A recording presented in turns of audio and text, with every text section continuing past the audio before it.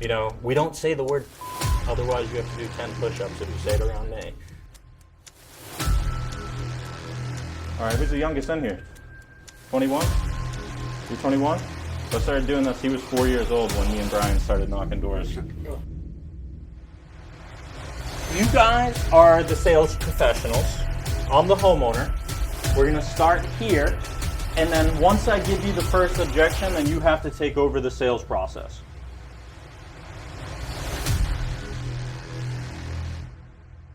Let's go!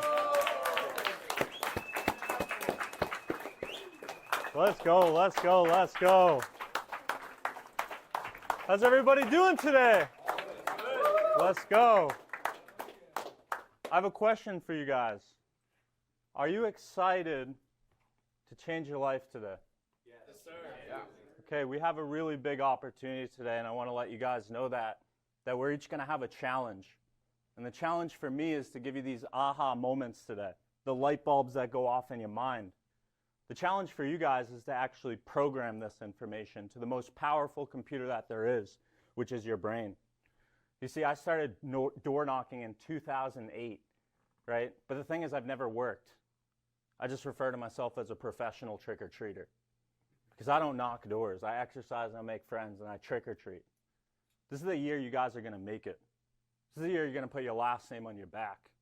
This is the year where you have the ability to make your family proud. You see, people doubted me. People always told me I wasn't going to make it. But guess what? You have the opportunity of your life sitting right in front of you. It's time to stop checking your Facebooks and start facing your checkbooks. Because this is the year where you're going to put your family on your back and make the plays. So I want to thank you guys all for being here today. And get ready to take some notes today, because not taking notes today is going to be like eating spaghetti with a spoon. You're going to get a lot on you, but you're not going to get a lot in you. And the whole goal is that you guys leave this meeting today way better. What I teach is how-to sales training, the nitty-gritty, the meat and potatoes, the things that are actually going to help you get better today. So I'm excited to be here. Are you guys excited to be here? Yes, sir. Come on, are you guys excited to be here? Let's go. Everybody can feel free to take a seat. We've got a lot to learn today. And throughout today's training, like I said, you are going to have these aha moments where the light bulb goes off in your mind. But what we're going to be talking about is one specific subject today. I could give you a ton of content, but the idea is to give you the one main thing. Now, I have a question for you guys. If I was to look at a normal tree outside, how many leaves are on that tree? A normal tree. Pretty good amount, small amount. How many leaves are on a normal tree? Millions. A lot, right? How many branches are on the tree? Okay. How many trunks are on a tree? One trunk is on a tree. And the idea is we're always going to go back to the main message today to really help you think differently. So let's get into this. First question for you guys is, if I was in the supermarket and I was going down aisle 6 and I went up to a random lady and I tapped her on the shoulder and I said, hey, what do you think of salespeople? What do you think she's going to say? If I was to ask a random person what they think, sleazy, what else? They suck. Right? What else? Pushy, what else? All right, so same situation. I'm pulling up that same aisle, tap Betty on the shoulder. I said, hey, Betty, what do you think of door-to-door salesmen? What do you think she's going to say? Worst. Right? See, the thing is, we should have never been called salespeople in the beginning. We should have been called servants. You guys have the ability to serve, to educate, and to convene the families that you serve. You see, for me, I realize that if I can help somebody and service somebody, that's where my job starts. The 5 most important things to me as a door-to-door salesman is clarity, repetition, energy, belief, and service. These are my key core fundamentals that I focus on. Clarity creates conviction. A confused mind always says no. So we should have never been called salespeople. We should have been called servants because we're in the business of serving. Okay? So what we're going to talk about today is something called the practicing professional. My question to you is, what does a lawyer call their office? Law office. What else is it called? Practice. It's their practice. What about the dentists, the doctors, the lawyers, the athletes? These are practicing professionals.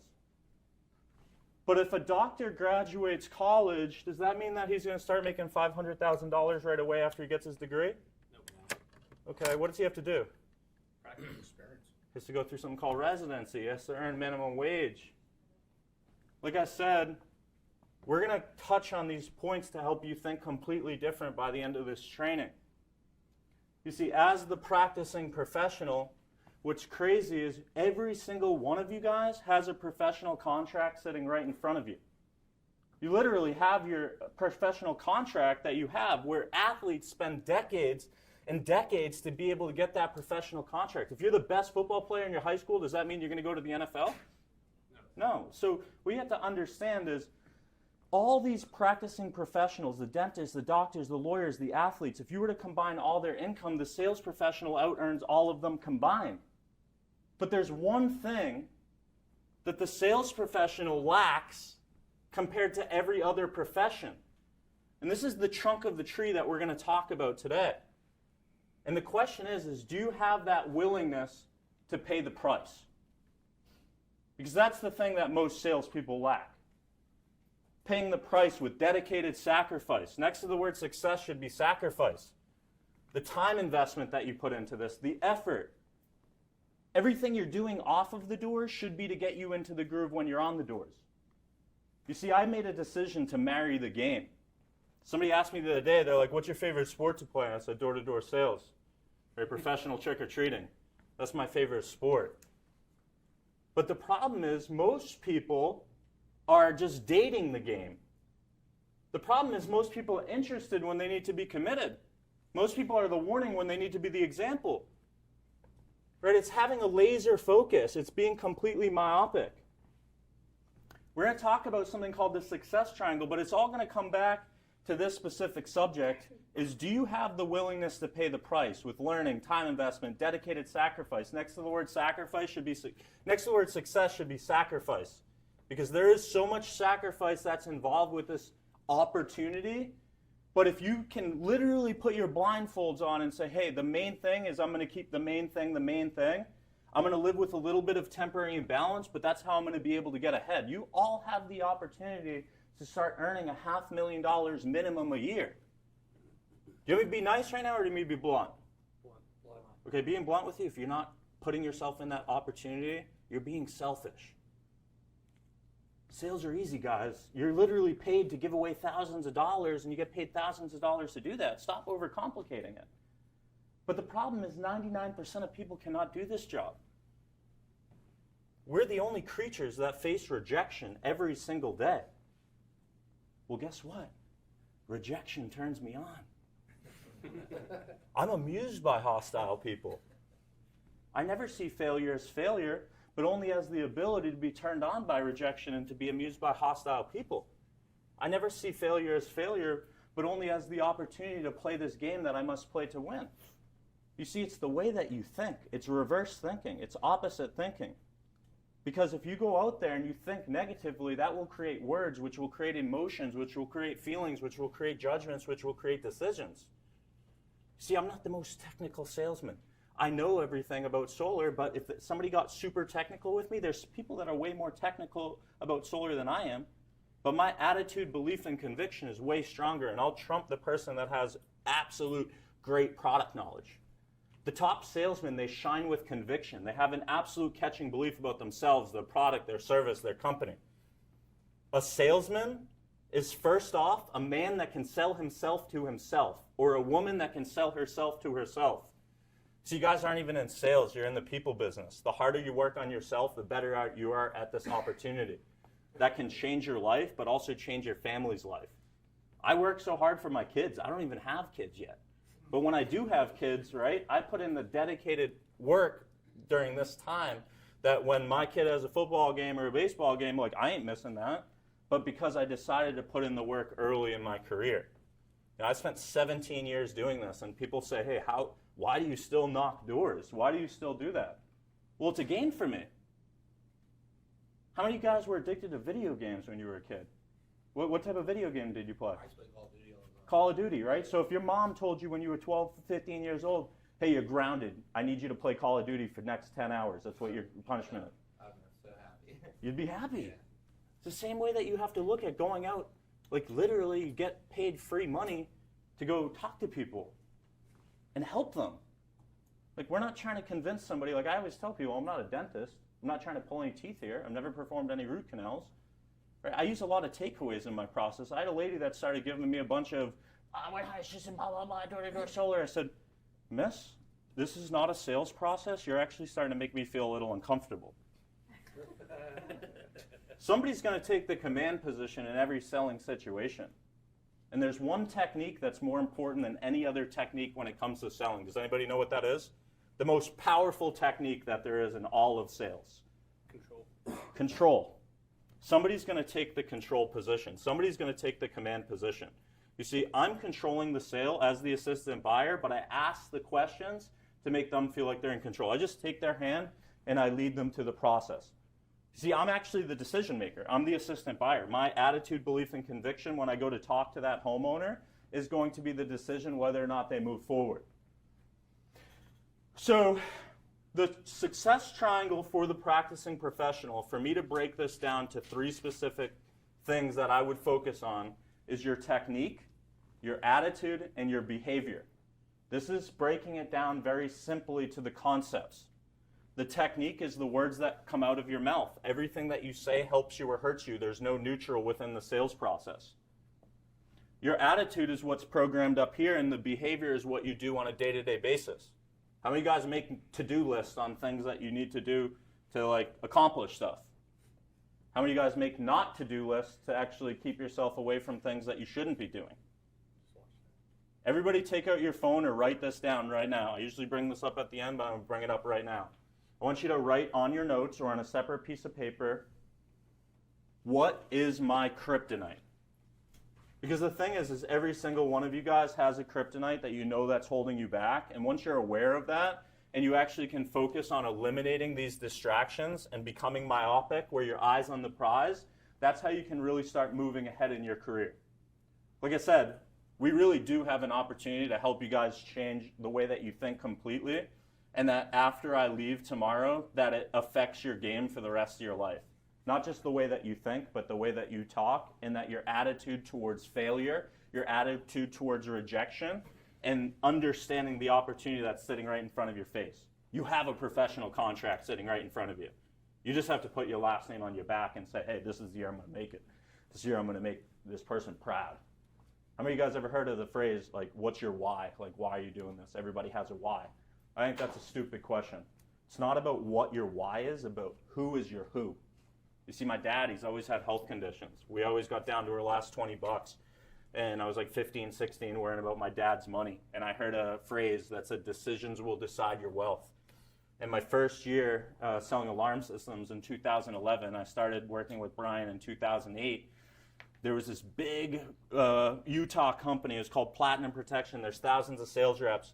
And I was a rookie. And I went into the first meeting, and I was I had an absolute certainty that I was going to be the #1 salesman in the whole company. And they never had a rookie that did over 100. And to be the top salesman, you had to do over 400. But I had an absolute certainty, not because of why I was doing it, but who I was doing it for. Because I had an opportunity to make my dad proud, to fly to Utah. I never had a suit. I put on a suit. My dad had a suit. He was in the crowd. We're the guys from Massachusetts. There's all these Utah guys. And all led to one last award, and it was for the Salesman of the Year. To be able to have my dad watch me come up on stage, right, those are some of the success-defining moments that I'll remember the rest of my life. But like I said, next to the word success is sacrifice. You have the willingness to pay the price to get better at this. The reason there's so much mediocrity in the field of sales is because people only know 1 or 2 ways to close a sale, 1 or 2 ways to handle an objection. They say not interested. They don't even understand how to bypass it, or they have 1 or 2 closes so do you want to move forward? And what are they? They're called wait-and-see salesmen. The other problem is a lot of people enter the selling zone and then they exit the selling zone.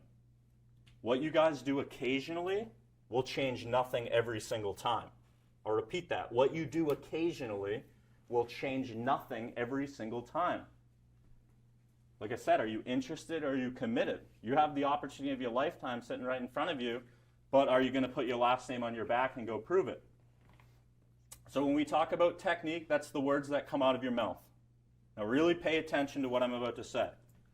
People are not buying from you because they understand what you say. They buy because they feel understood. People are not getting involved with the process because they understand what you say. They do it because they feel understood. Empathy is one of the biggest parts of selling.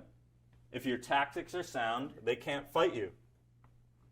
Your attitude, like we've talked about, what you program up here, rejection turns me on. I love hostile people.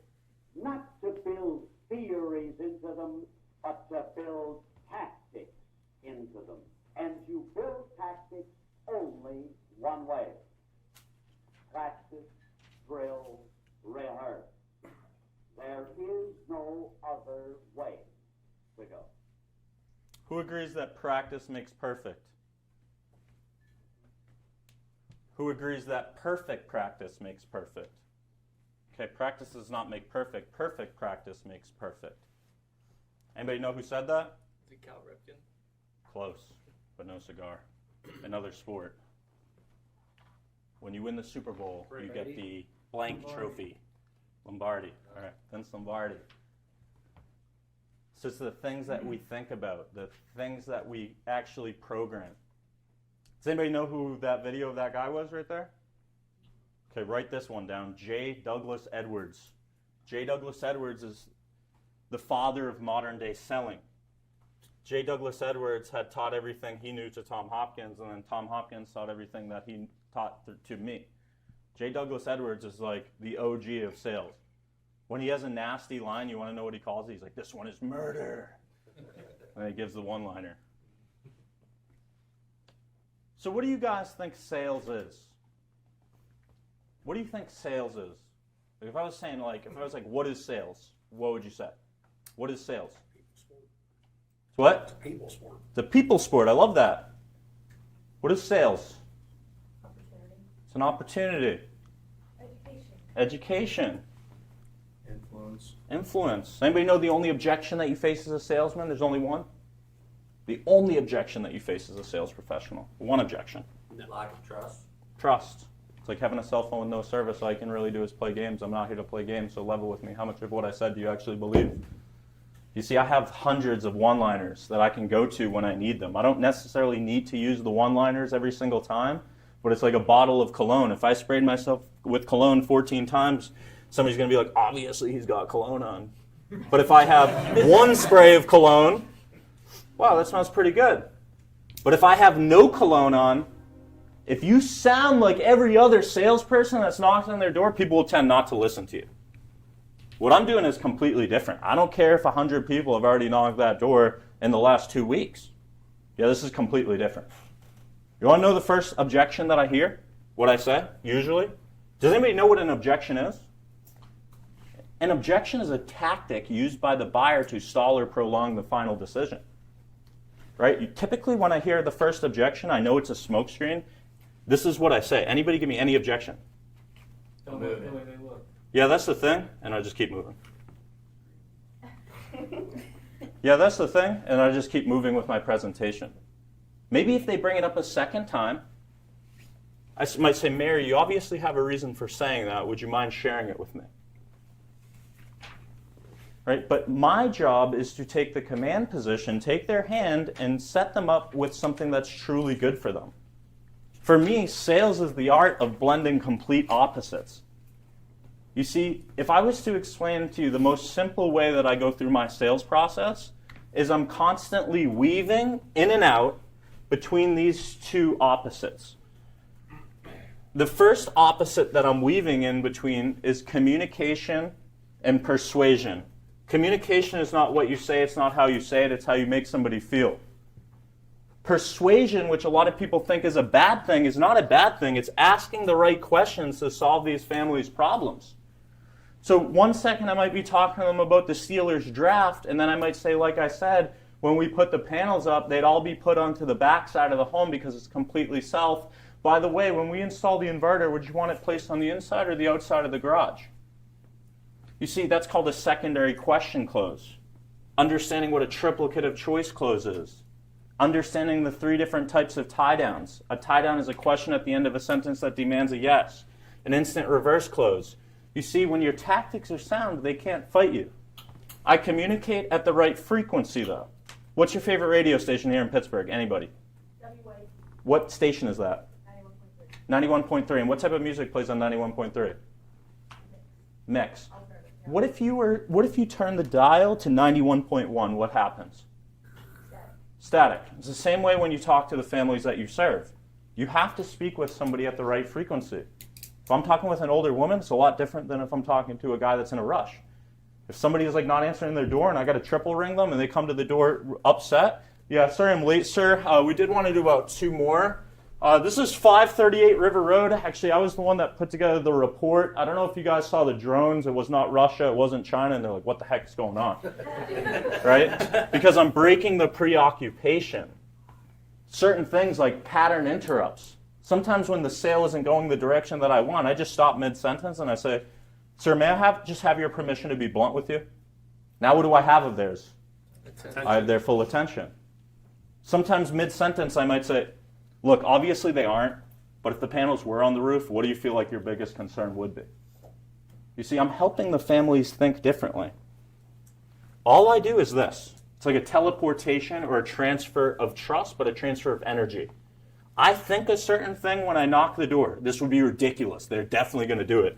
They were talking last night. Actually, the husband was playing Xbox and the wife was cooking and she was complaining about the electric bill. I have these 3 kids shadowing me. I'm like saying this stuff to myself on the door and he's like, how do you know this information? I'm like, don't worry about it. Because you have to sell yourself before you sell the homeowner. Does anybody know the first level of leadership? Who do you have to lead? Yourself. You have to lead yourself. So I'm in this gated community. I got 3 guys shadowing me. I'm like, watch this, dude. I guarantee I'm going to get the first sale. It's completely self. It would be ridiculous for them to tell me no.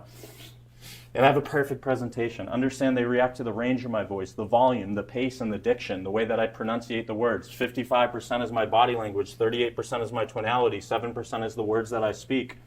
And I just have a perfect presentation, and this guy goes, this is a gated community, get out of here. And he slams the door in my face. I walk off the door. I'm like, dude, that was nasty. Dude, I am on fire today. If I can present like that all day, we're cooking, we're cooking.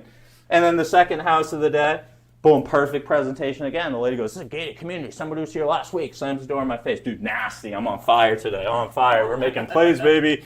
3rd, 4th door, gated community. And then what do you know? The 5th person lets us in. Walks us over to the neighbor. The neighbor does it. Then they walk us over to the other neighbor. We get 3 same days. And in the first hour and a half, I had nothing. But what am I going to do? I'm not going to sit there and hang my head. Why would I do that? A salesman is first off a man that can sell himself to himself. But the problem with that instruction is you guys are always focusing on the things you do wrong. Oh, am I going to make it? Is this job good for me? Like, this is hard. But what's happening is you're crippling yourself or paralyzing yourself from the waist down. Because what happens is people strive for these things that motivate them, like money, recognition, achievement, self-acceptance, acceptance from others, but they're held down by doubt. See, a lot of people are suffering from self-doubt while others are intimidated by your full potential. You got one life to live. You have one opportunity to make the plays, right? Do you want to know what procrastination is broken down to the ridiculous? You're ruining your future, you're avoiding the present, and you're living in the past. When you procrastinate, that's what happens. Procrastination is ruining your future, avoiding the present, and living in the past. So when we procrastinate, we ruin our Future. we avoid the Present. and we live in the Past. Okay, that's the best definition I've ever heard of procrastination. You want to hear something crazy? I'm going to completely change the way that you guys think. What does a strobe light do? What does it do? Blinks on, off, on, off, on, off, on, off. What does a laser beam do? Stay solid. Consistent beam. A lot of you guys are strobe lighting when you need to be the laser beam. When I start getting off track, that's what I think in my mind. Taylor, you're strobe lighting. Right? When you notice one of your buddies off track, be like, bro, Billy, you're strobe lighting. Let's get back on track. Don't be the strobe light, be the laser beam. You see, when I was 24 years old, I was interviewed by Grant Cardone for a show called Power Players because I was the top person in my industry selling alarm systems. And Tom Hopkins, who was always my mentor, do you guys remember these little things called Zunes? Yeah. They were like iPods back in the day. So I used to have all of Tom Hopkins' audio. I used to sleep to it at night. How many of you guys heard of Tom Hopkins or have ever read the book How to Master the Art of Selling? Okay, you guys should all write that down. It's the Bible of sales. Like we talk about the willingness to pay the price. The more that you learn, the more that you understand that you need to learn. You know, that should be mandatory for all sales professionals to read that book or listen to the audio, How to Master the Art of Selling. But when I first met Tom, he actually called me and said, Taylor, I heard your story. I'd like for you to fly to Arizona and speak at my seminar in California and stay at my house. I'm sitting there pacing my room like, this is crazy. And I went to Arizona and I went to dinner with Tom and I said, what are the best 3 pieces of advice that you would give me? Right? This is when I was 24. Is anybody under 24 in this room? Okay, anybody under 20? All right, who's the youngest in here? 21? You're 21? So I started doing this. He was 4 years old when me and Brian started knocking doors. 4 years old. When I first met Tom, though, I said, what's the best 3 pieces of advice you would give me? And this is another one you guys are going to want to program. He said, number 1, Taylor, we must do the most productive thing possible at every given moment. That's another one-liner that I asked myself. Taylor, is this the most productive thing possible at this given moment? If it isn't, okay, then I got to pivot. The second thing that he told me was, Taylor, we have to do what we fear most. The greatest enemy when you sell is the client's fear, but the definition of fear is false evidence appearing real. So do what you fear most, because get comfortable with being uncomfortable, because that's how you can get to the other side. What's gotten you here won't get you there. You're going to have to become and recreate you to become the best version of yourself to be able to get to that next level. The third piece of advice he told me, to this day, is the best piece of advice I've ever received in my entire life. So that gentleman that I played the video of, J. Douglas Edwards, he used to do seminars like this where he did 70 seminars in the matter of 75 days. He used to travel by coach bus. Tom was always a front row guy. He happened to be in the back of the room. Mr. Edwards is up on stage absolutely ripping. He uses a ton of energy. And he's in his speech, and in the middle of it, he goes to grab a cup of water and grabs a thing, and he falls on the stage. He passes out. They call an ambulance. They grab a stretcher. They put Mr. Edwards onto the stretcher. They start loading him out of the venue. And Tom grabs a cab, and he said, follow that ambulance. He follows the ambulance to the hospital, and he gets to the hospital, and he's waiting, and he finally sees Mr. Edwards. And he said, I have one question for you. Why do you give so much?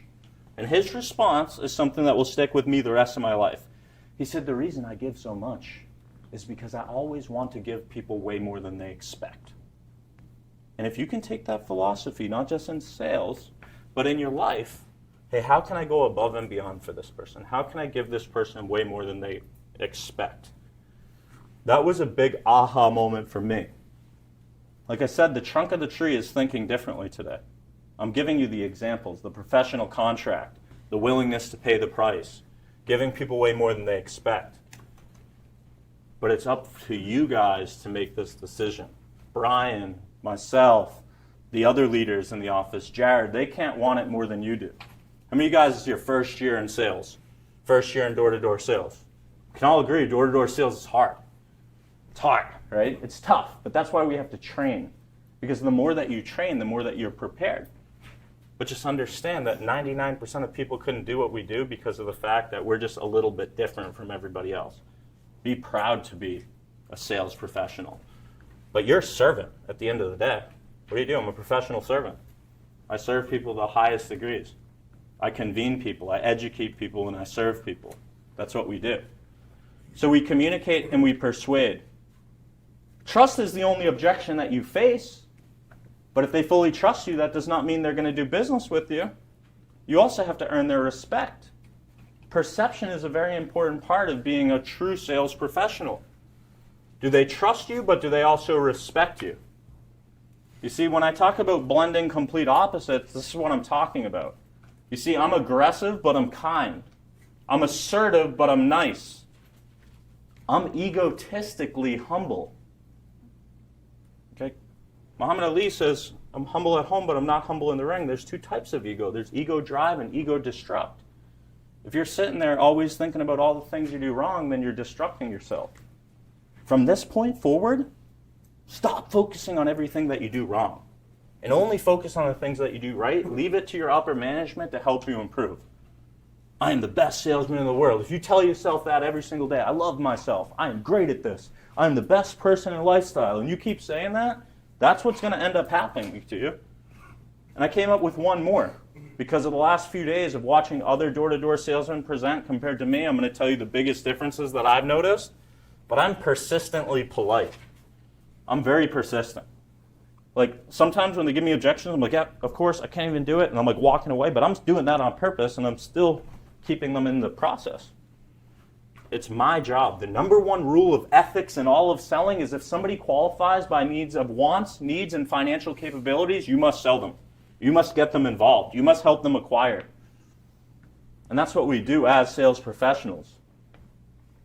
So that's what sales is to me, is the blend of actually taking these opposites and blending them.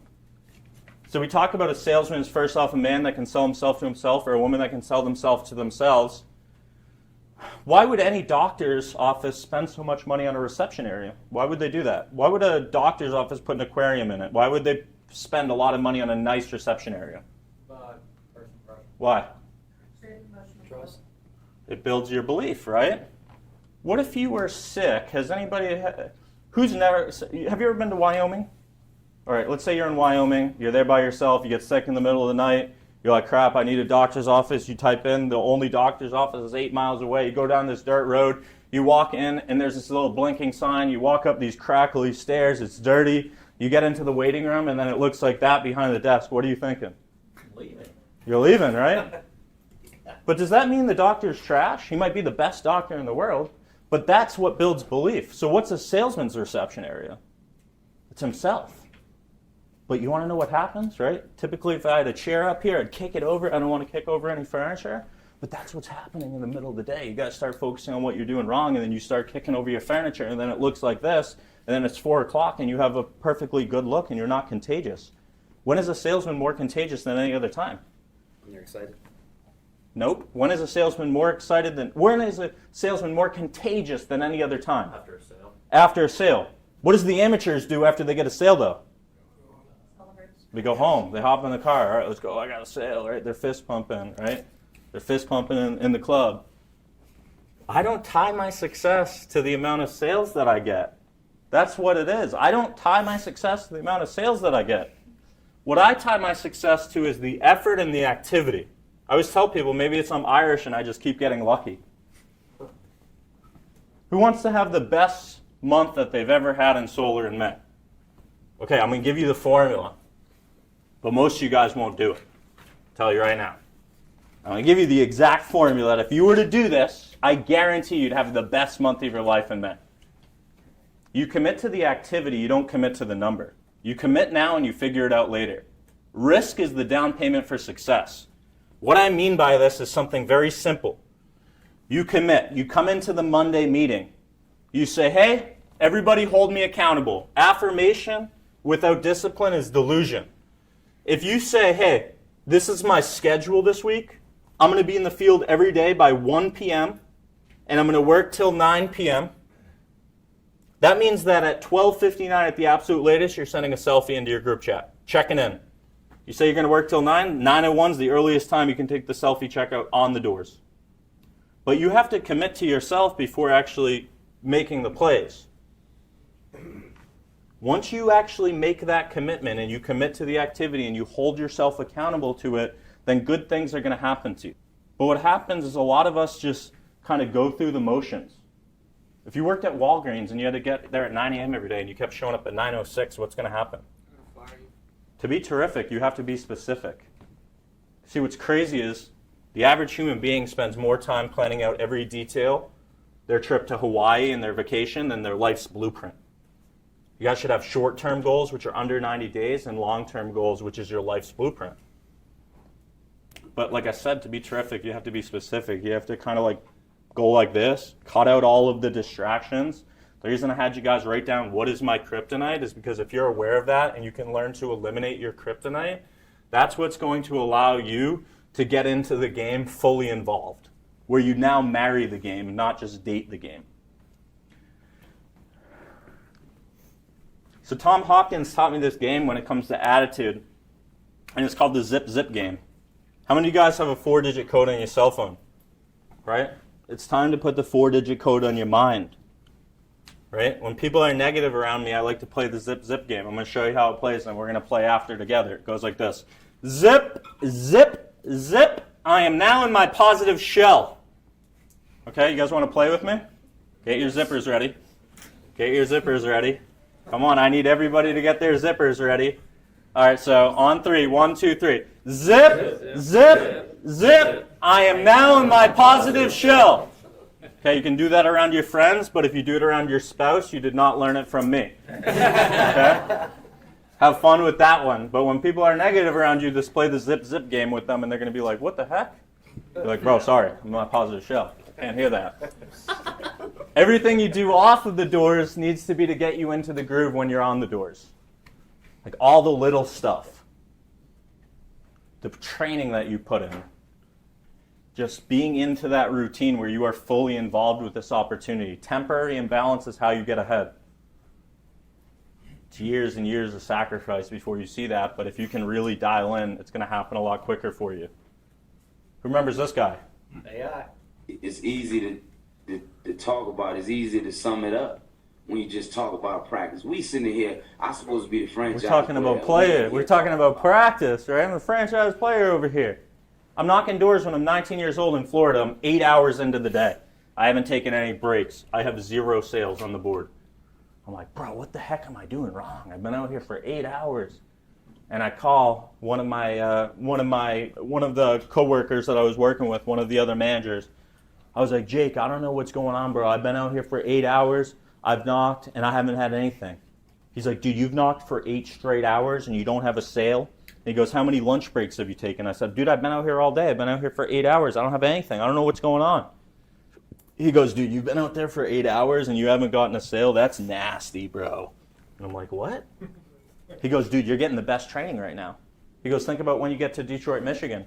You're going to be ripping 5 a day if you're putting in that activity. And it's just changing the way that you think. You see, I never see failure as failure, but only as an opportunity to perfect my performance. I never see failure as failure, but only as a learning experience. It's going back to the way that you guys think. Like I said, this isn't just some normal training. If you guys really are programming the information, I can see the people that are programming, I can see the people that might be checking their Instagram. But when you stop focusing, right, that's when your brain isn't going to actually program this information. The clarity with your process will create the conviction. The conviction will create the belief will create the energy creates the repetition creates the service creates your life's work, and your life's work creates freedom. That's what you guys are all working towards right now, is freedom. Does anybody know the 2 biggest motivators that there are in life? The 2 biggest motivators that there are in life is the need to be comfortable and reach that next level of comfort for yourself and your family, and the need to be challenged. These are the 2 biggest motivators that there are. But there's 2 B's that are demotivators. Burnout and boredom. You see, if I get way too comfortable, I'm eventually going to get bored. If I get way too challenged, I'm eventually going to become burnt out. You see, when the certainty is above the anxiety, that's what you need to do to create the decision. Closing, broken down to the ridiculous, is creating the decision. That's the definition of closing for me, is creating the decision. When you knock on somebody's door, the anxiety is here and the certainty is there. Our job is to shift that, making them feel comfortable. The day you turn pro is the day you realize that attitude in selling is everything. Attitude is something you must build within yourself. You see, the most important thing you've got every day is your enthusiasm, your excitement for the job that you do in serving people. People will say yes to you more on your conviction, your excitement, your enthusiasm than anything else. And if you don't have it in here, you can't transmit it out there. They drill, they rehearse. How often do you sit in front of a mirror and give your presentation and they laugh? Yet you studied so hard to pass an exam to avoid an F to impress your parents. What we're giving you is material that will impress everybody because of your income. Give them the best. They'll thank you for years ago.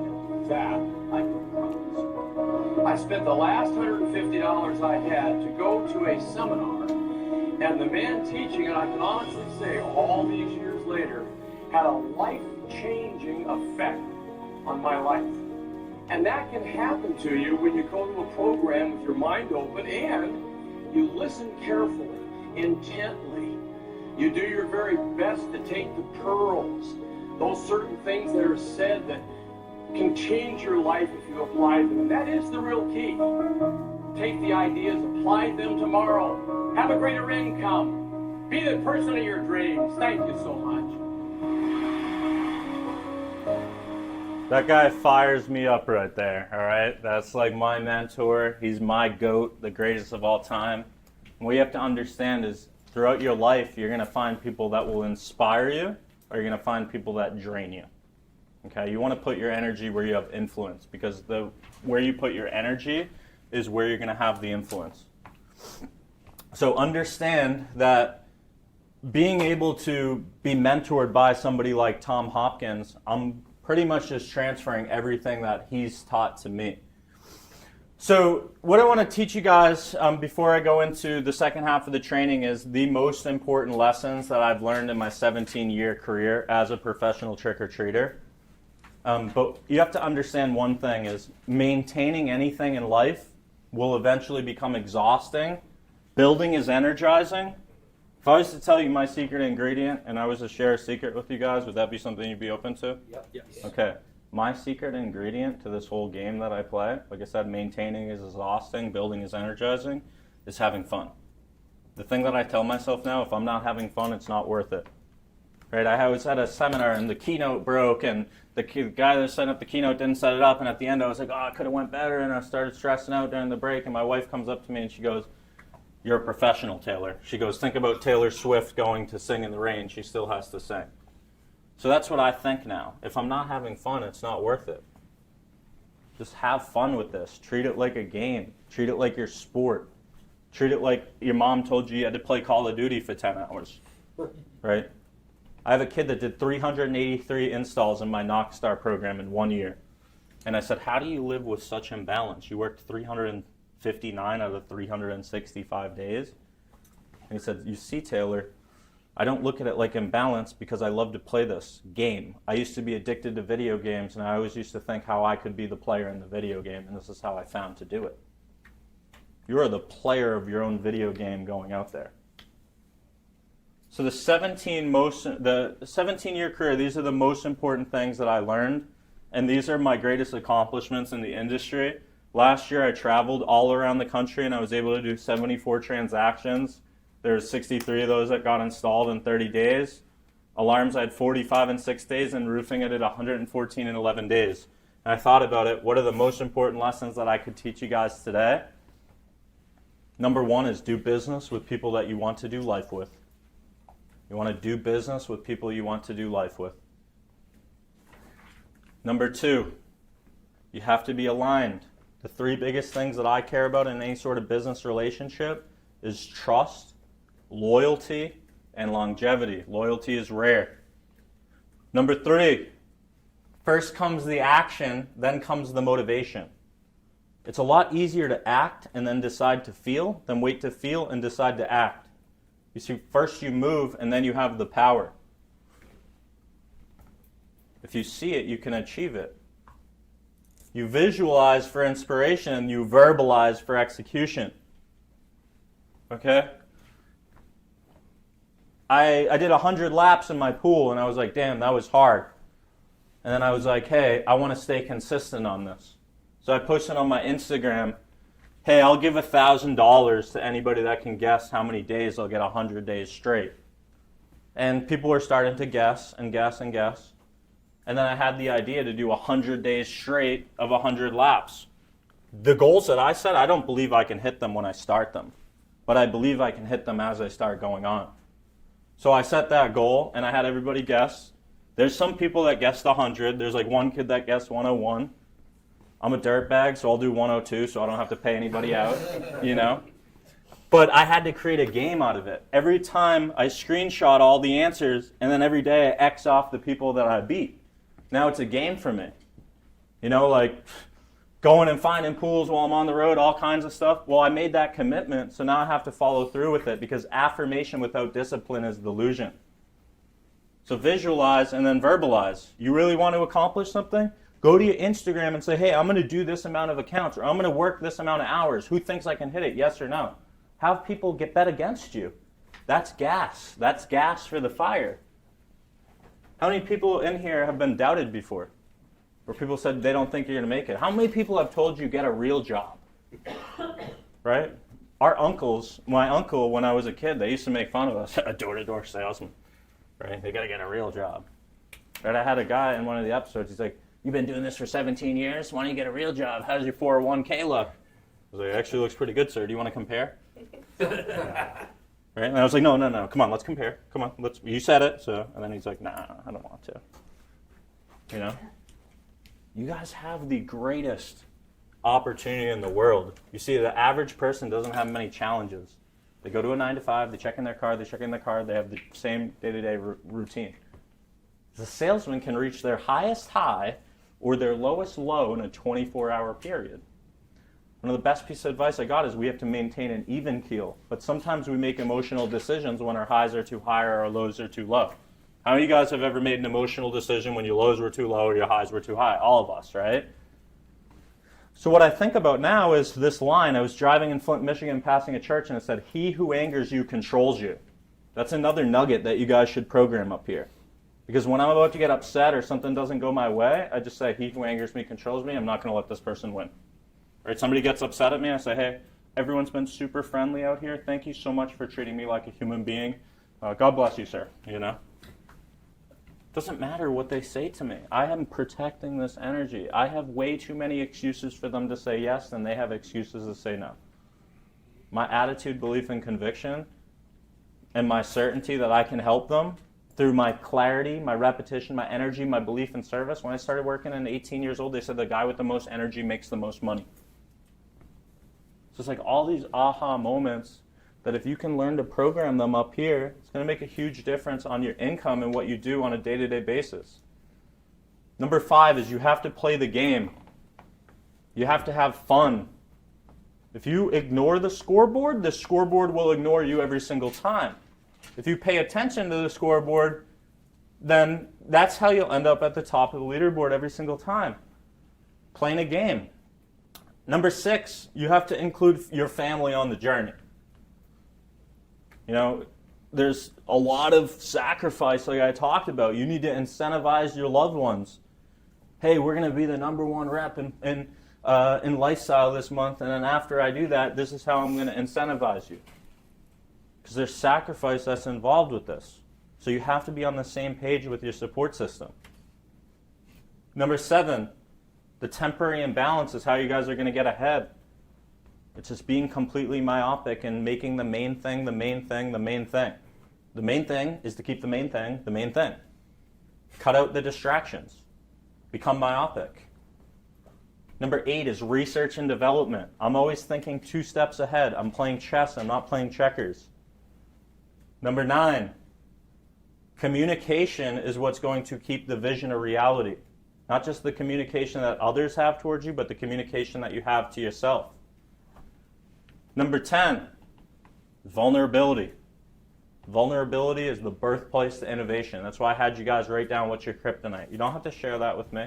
You guys all know what's holding you back from getting to the top, but it's just asking yourself if you're willing to make those changes to get to the next level. So closing, what it is creating the decision. No single close will ever give you a close. People buy emotionally and they defend their decisions with logic.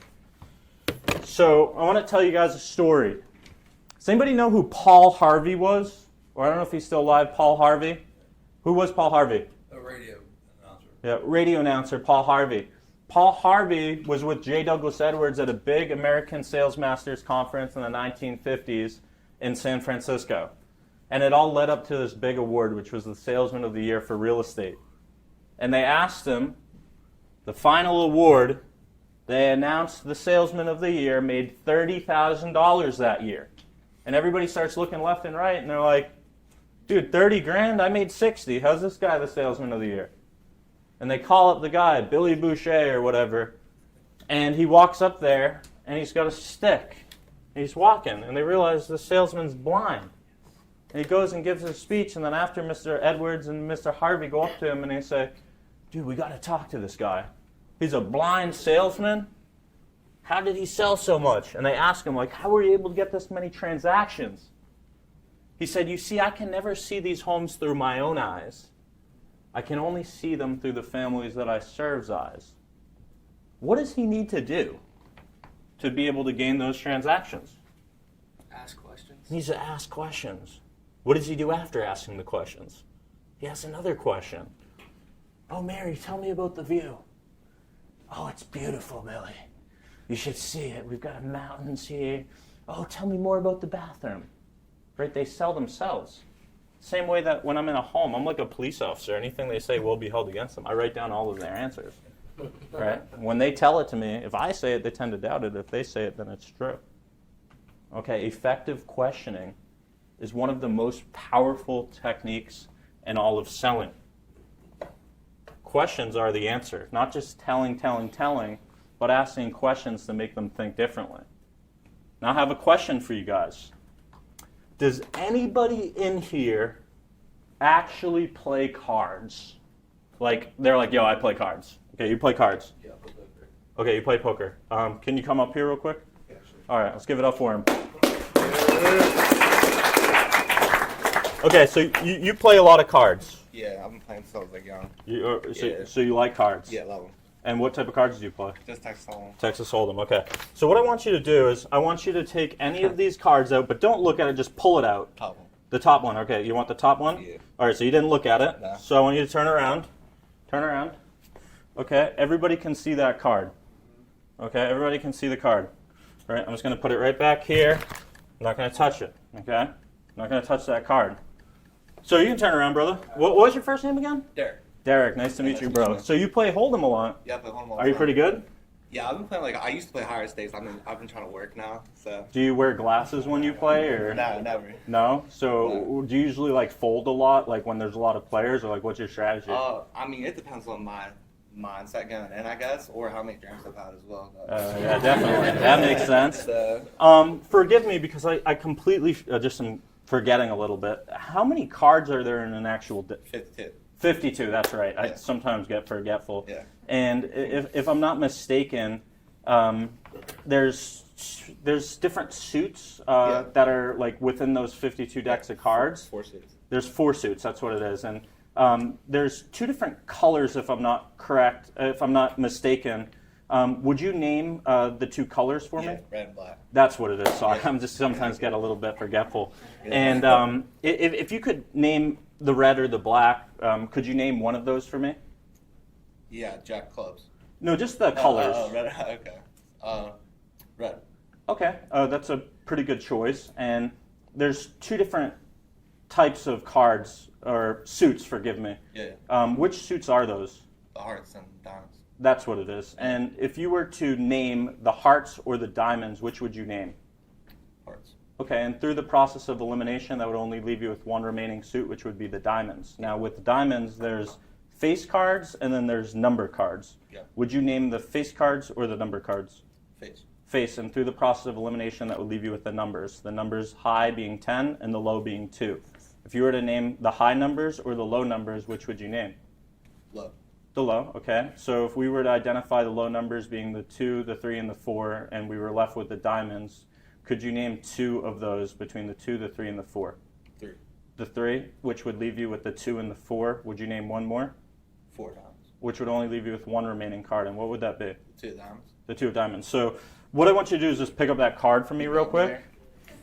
Damn. That's Bro, where'd crazy. you? That is insane. So It's all math. It's all. Yeah, here's the idea. Here's the idea, Yeah. guys.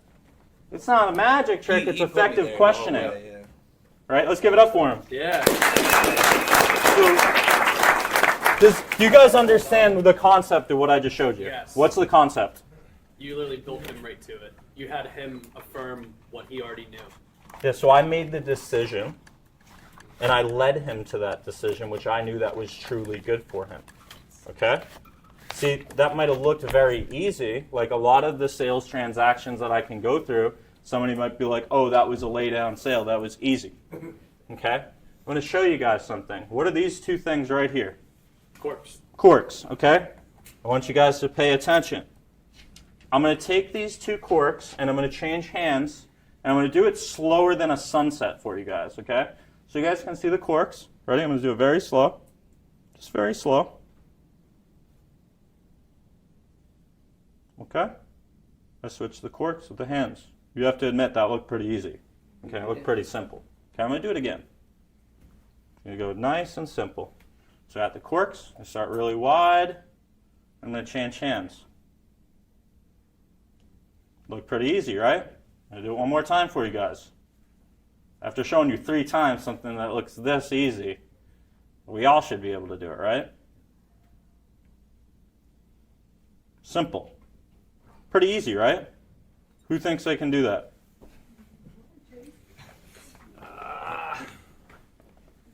All right.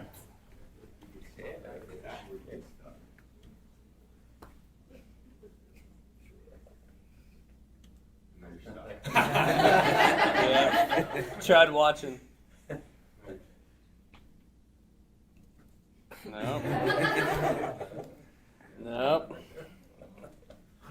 Got this, Alex. That's not it. All right, somebody else want to try? If you worked in a bar, then this isn't going to work. All right, one more time. Ready? I'm going to do it right in front of you. Have you done this before? Never in my life. Okay, I'm going to do it right in front of you. Ready? Okay. So right in front of you. Yeah. Starting wide. Slower. All right, I'm going to go so slow for you. Okay. Am I going too fast? No. Okay. Do whatever you want. There's no. All right, ready? Yeah. Oh. Simple. Simple. You saw? Simple. Watch. Oh.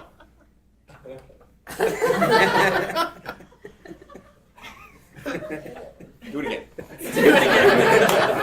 You want to see the behind the version? How do you want to see it? I'm going to give you the best percentages here. Talk to me while you do it. Okay, tell ready? me what you're doing. So very slowly, Yes. I'm just going to change the hand, slower than a Okay. sunset. Okay, see? I know. There's no way. Chase, just do it. Just do it. Simple, right? Conviction. Slower than a sunset. Yeah, that's.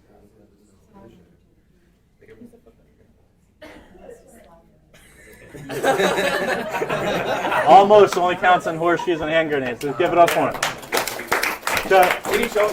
Yeah, the concept is, I mean, like I can show you guys, even turn around and do it. All I'm doing is, the trick is you got to take this hand, you got to go like that.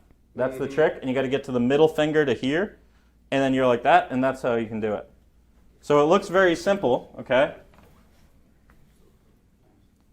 But that's the same way with sales. You might be able to make something look very simple. You can keep trying it while we're going through this. You might be able to make something look very simple, but there's a lot of work that goes into actually understanding something like that. And that's the same kind of idea with what we do with sales, okay? So next thing I want to show you guys, actually I'm going to need 5 volunteers to come up here. I need 5 volunteers. 5 volunteers. Timid salesmen have skinny kids, so come on, 5 people. Don't be timid. 5 people. 5 people. 5 people. There's not a hidden cork trick this time. I need 1 more. Okay? One step on it. Okay, so we got 5. I want you guys to line up right here. Just right back here. Get 5 in a row. Okay, so this is what we're going to do here, okay? You guys are the sales professionals. I'm the homeowner. We're going to start here, and then once I give you the first objection, then you have to take over the sales process. And then once I give him an objection, then you have to take over the sales process. And then once I give an objection, then it goes, and then you've got to be the one that gets the appointment set. So you're starting the presentation, and then we're going to move this way as if we're all the one salesperson. But the first part of selling is affirmation. Like knowing the fact that it's going to be a sale. The word that I like to say is ridiculous. I'm like, bro, this would be ridiculous if they didn't do this, right? They're already talking about it. So what I need before we start the presentation is I need at least 30 seconds of you guys self-talking. Like, huddle up real quick. Come on, I want to hear the self-talk. Come on, it's going to be a sale. Come on, self-talk. He already wants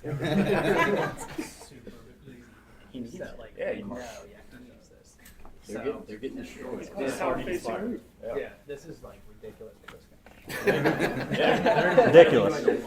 There's just no way that he doesn't do it. So much. All right, get back in line. Get back in line. Get back in line. Got this. So, Hey, can I help you, man? yeah, no, I'm super sorry to bother, man. We actually have another install going up over on Columbus Street. Okay. So, I'm not sure, if you've seen. Is this solar? No. Yeah, I mean, it is solar, but we're not really selling anything. We're more or less qualifying you for a program so you could kind of pay less on your electric bill and be immune to the rate hikes. Is that something you think could potentially help you out in the future? Probably not. Why not? I mean, there's and the electric company is always just going to keep uppricing your electric bill. So, for you to make it not make sense, what would it be? Yeah, I mean, it looks. I've heard about a couple other people going solar, but like, I just really don't understand. Like, I don't have any money to do this, man. Yeah, I hear you. It doesn't require any money down. Essentially, the only thing we're doing is just swapping out the money you're already paying with the utility into something that you are actually like paying towards. So it's not something that you're actually coming out of pocket for more money with. So you're just going to reallocate the money you've already been spending into your own like little piggy bank. Does that make more sense for you? Yeah, it does make sense, but we've heard of somebody that had a bad experience with going solar. Well, we're completely different, sir. So I'll see you tomorrow at the same time. Yeah, I mean, I just don't know. I mean, if I want to schedule an appointment. I mean, what's the catch? There is no catch, sir. It doesn't cost any money. All we do is save you money, and if we can't save you money from day one, then I won't bother you. I mean, that sounds way too good to be true, man. No, so I mean, the catch is like having a good home to do this. So like you see that neighbor over there, like Yeah. they're just covered in trees. So I mean, your house is literally just set up to the point where the backside is just getting crushed by sun. So we're already Yeah, going it to be does get here. pretty sunny back there. Yeah, I mean, we're already going to be here tomorrow at 4. I mean, I could probably make like 4:30 work. Like this isn't like a long drawn out process.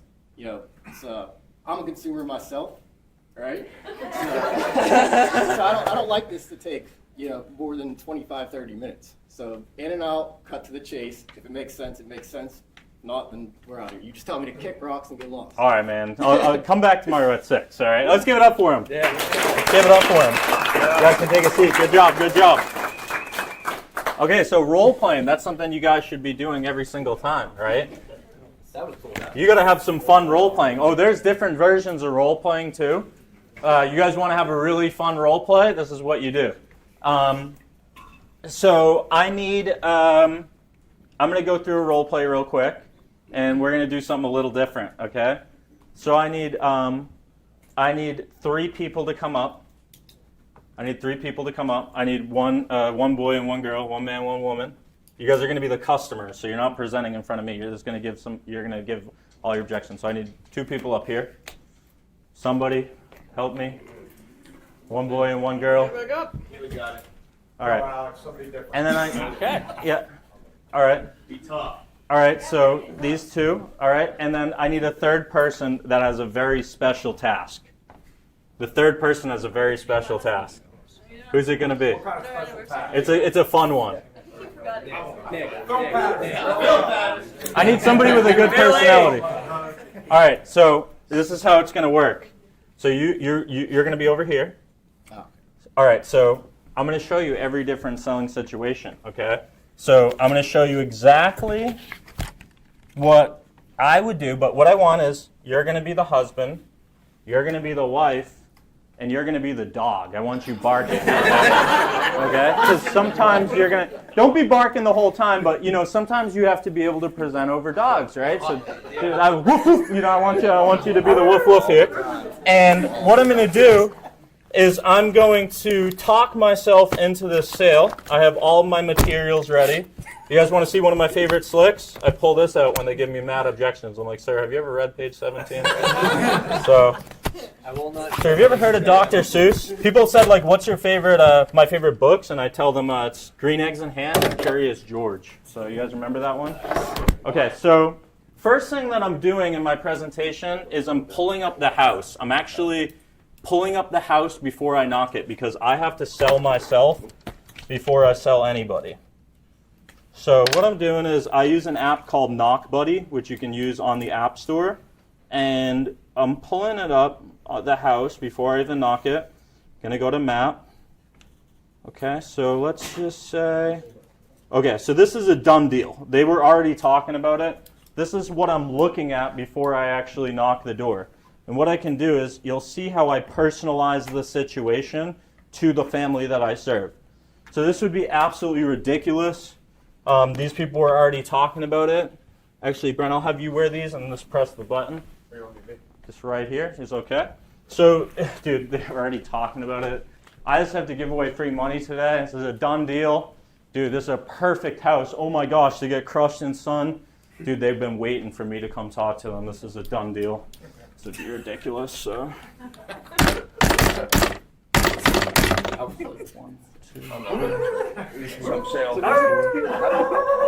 Hello? Hey there.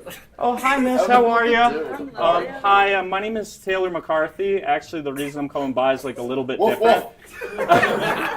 I'll cut to the chase. I'm going to give you the short version today. That's a cool dog, actually. What kind is it? That's a big old rock. Oh, yeah. See, those are the scary ones. Like I said, I'll cut to the chase. I'll give you the short version. I was actually the one that put... Honey? Yeah, hi, how are you, sir? What do you sell? Yeah, so I'll cut to the chase. I'll give you the short version. I'm not here to sell you guys anything. I know it's a heartbreaker. I was actually the one that put together the report for this location. What is it? This is 651 River Road, correct? No. Okay, that's what I had. That's the thing, it's a little different. So if you notice like the drones above the house, it wasn't Russia, it wasn't China. What's happening is a lot of the families that are putting up like the little windmills or like the solar, they did not win the lottery. We're utilizing a few of them as references. Are you guys the homeowners here? Yeah. Okay, so I'll cut to the chase, like I said. Did you guys already receive the Duquesne light and electric bill that stated do not pay? Did you guys already receive one of those or not yet? No, we didn't receive one. Okay, we just had a lot of families kind of complaining that they're putting one and one together, realizing the utility companies just nickel and diming them. So what we do is we're utilizing a few guys as references, or what we like to refer to as model homes, where we would actually propose an idea to produce the power on site, and you would no longer be at the mercy of the power company, and really shift you from the red to the blue, which is the mercy of the power company to complete independence. Ever since they introduced the new technology, kind of from like the old stuff to the new stuff, I think that's why we've had a lot of people that are putting the panels up. Hey, where's that dog at? Yeah, that's a cool dog. Thanks for locking him up. He was pretty loud, but the biggest question, just like before I tell you guys all the reasons like why people are doing this, I would actually tell you the reasons that you guys wouldn't. I think those are the biggest questions that I get, and number 3 is like bottom line is what would this cost me? What was the reason that you guys picked Duquesne Light and Electric? It's a really good question. Yeah. Of course, so we never had that second option. That's right. So what we would propose is utilizing the roof as a power plant to produce the power on site, where all we would do is take the money that you're already paying to Duquesne Light and actually shift it into having control and predictability. But what about our roof? I don't want to damage it. We don't want to put holes in it. We just got it. Of course. So right now you guys have something called horizontal rafters to protect the roof. We would add a second layer, which is called vertical rafters, and the panels would actually absorb the sunlight, which protects the roof. Rather than me telling you guys all the reasons that you should go solar, I would actually tell you the reasons that you should never do this. And pretty much the cut and dry process is, if I was sitting here trying to convince you to go into debt to put a solar system on the roof or take out a big loan that had a bunch of interest, those are reasons you would never do it. And number 3, what I always tell everybody, is if there was just a manufacturer warranty and not full coverage. So what I'm proposing is not selling you guys a solar system. I'm proposing using the roof as a power plant where you produce all the power on site. So like Judy, she had the same concern about her roof, but what she told me was she looked at her bank account more than she looked at her roof. Do you know roughly how much you guys spend a month for the power? Just ballpark, like not the heart attack bill in the summer, but just average? I would say about $232. $232. Wow, you got it directly right down to the T. Are you on like a budget billing program where it's like the same every month, or? No, I just check his spending on a daily basis. I got you. So like the summer bills are more like $300-400, and then the winter bills are a little lower, or? Okay, so all I do, just to put this into perspective for you guys, it's not like a doorstep decision, but what I do is I put a line down the middle of a piece of paper, and I'm going to show you an apples to apples comparison, where like we can both agree the $232 you pay to the utility company is 100% interest. If you move, they're not giving you any of that money back. But like even if it was $200, that's like $2,400 a year that you just pay to the utility company. I'd fill out this side of the chart, which indicates what it will be with Duquesne Electric if nothing changes. Then obviously, like, there are a few things we want out of it from you. I think the main reason that deters people from getting involved is paying all the upfront costs. What I would propose is just utilizing the roof as a power plant. There's zero out of pocket. For some people that makes sense. For other people it sounds too good to be true. I always tell people the catch is Duquesne's the monopoly. We've never had a second option. The power is produced on site. We eliminate the fees. We add equity through control and predictability. And then a tax credit gets applied directly into the system. But all I really do is I show you two things. Like I said, the report's about 96% of the way complete. It's just what was so unique when I put together the design, you can kind of see the whole portion of that side of the roof is completely covered in sun. So I was able to use a lot less panels to put together the design. Actually, if I show you real quick, if you look at the panels, if you look right here specifically, so that's where we would install the actual system because it's completely self-facing. But now that I know that it's $232 a month, I'm going to get the final part of the design, and then I just show you where the panels would be laid out and what your bill would have been last month. If there's like a small corner of a table, what we do is we go over these questions. They're called can we pay questions. Is there like a small corner of a table where I can kind of put my stuff down? Well, you said can we pay? I thought we didn't have to pay for this. So these are the ones that we pay for. Keep in mind we haven't picked your home yet, but there are a few things we want out of it from you. We refer to it as seed marketing, where we utilize you as a reference. Now, how many years have you guys even lived here?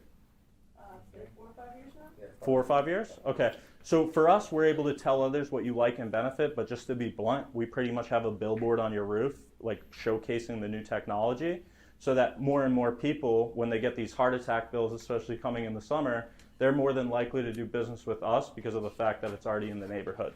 Secondly is we'd ask you to agree to a non-disclosure. If a neighbor asks, you'd say we're part of a special marketing program. We'd keep like a small little sign like right here in the front planter. And then we do fly a drone over the home on the day of install just to show like the before and after. So there are a few things we want out of it from you, but I think the main reason that like kind of deters people is paying all the upfront costs. So all I would do, and if I can't utilize the money you already give to Duquesne Light and Electric to fund the entire project, we don't even do the home. So it's like, I always put it into perspective for people, like, imagine if you had solar on the roof and let's say your fixed amount was $150 and I said, hey, I work for the utility company, let's rip the panels off and go back to renting your power in $230 with this new 6% increase that's happening in June. Like, what do you think most people would say? No. Yeah. Absolutely not. So obviously they aren't, but if the panels were on the roof, what do you feel like your biggest concern would be?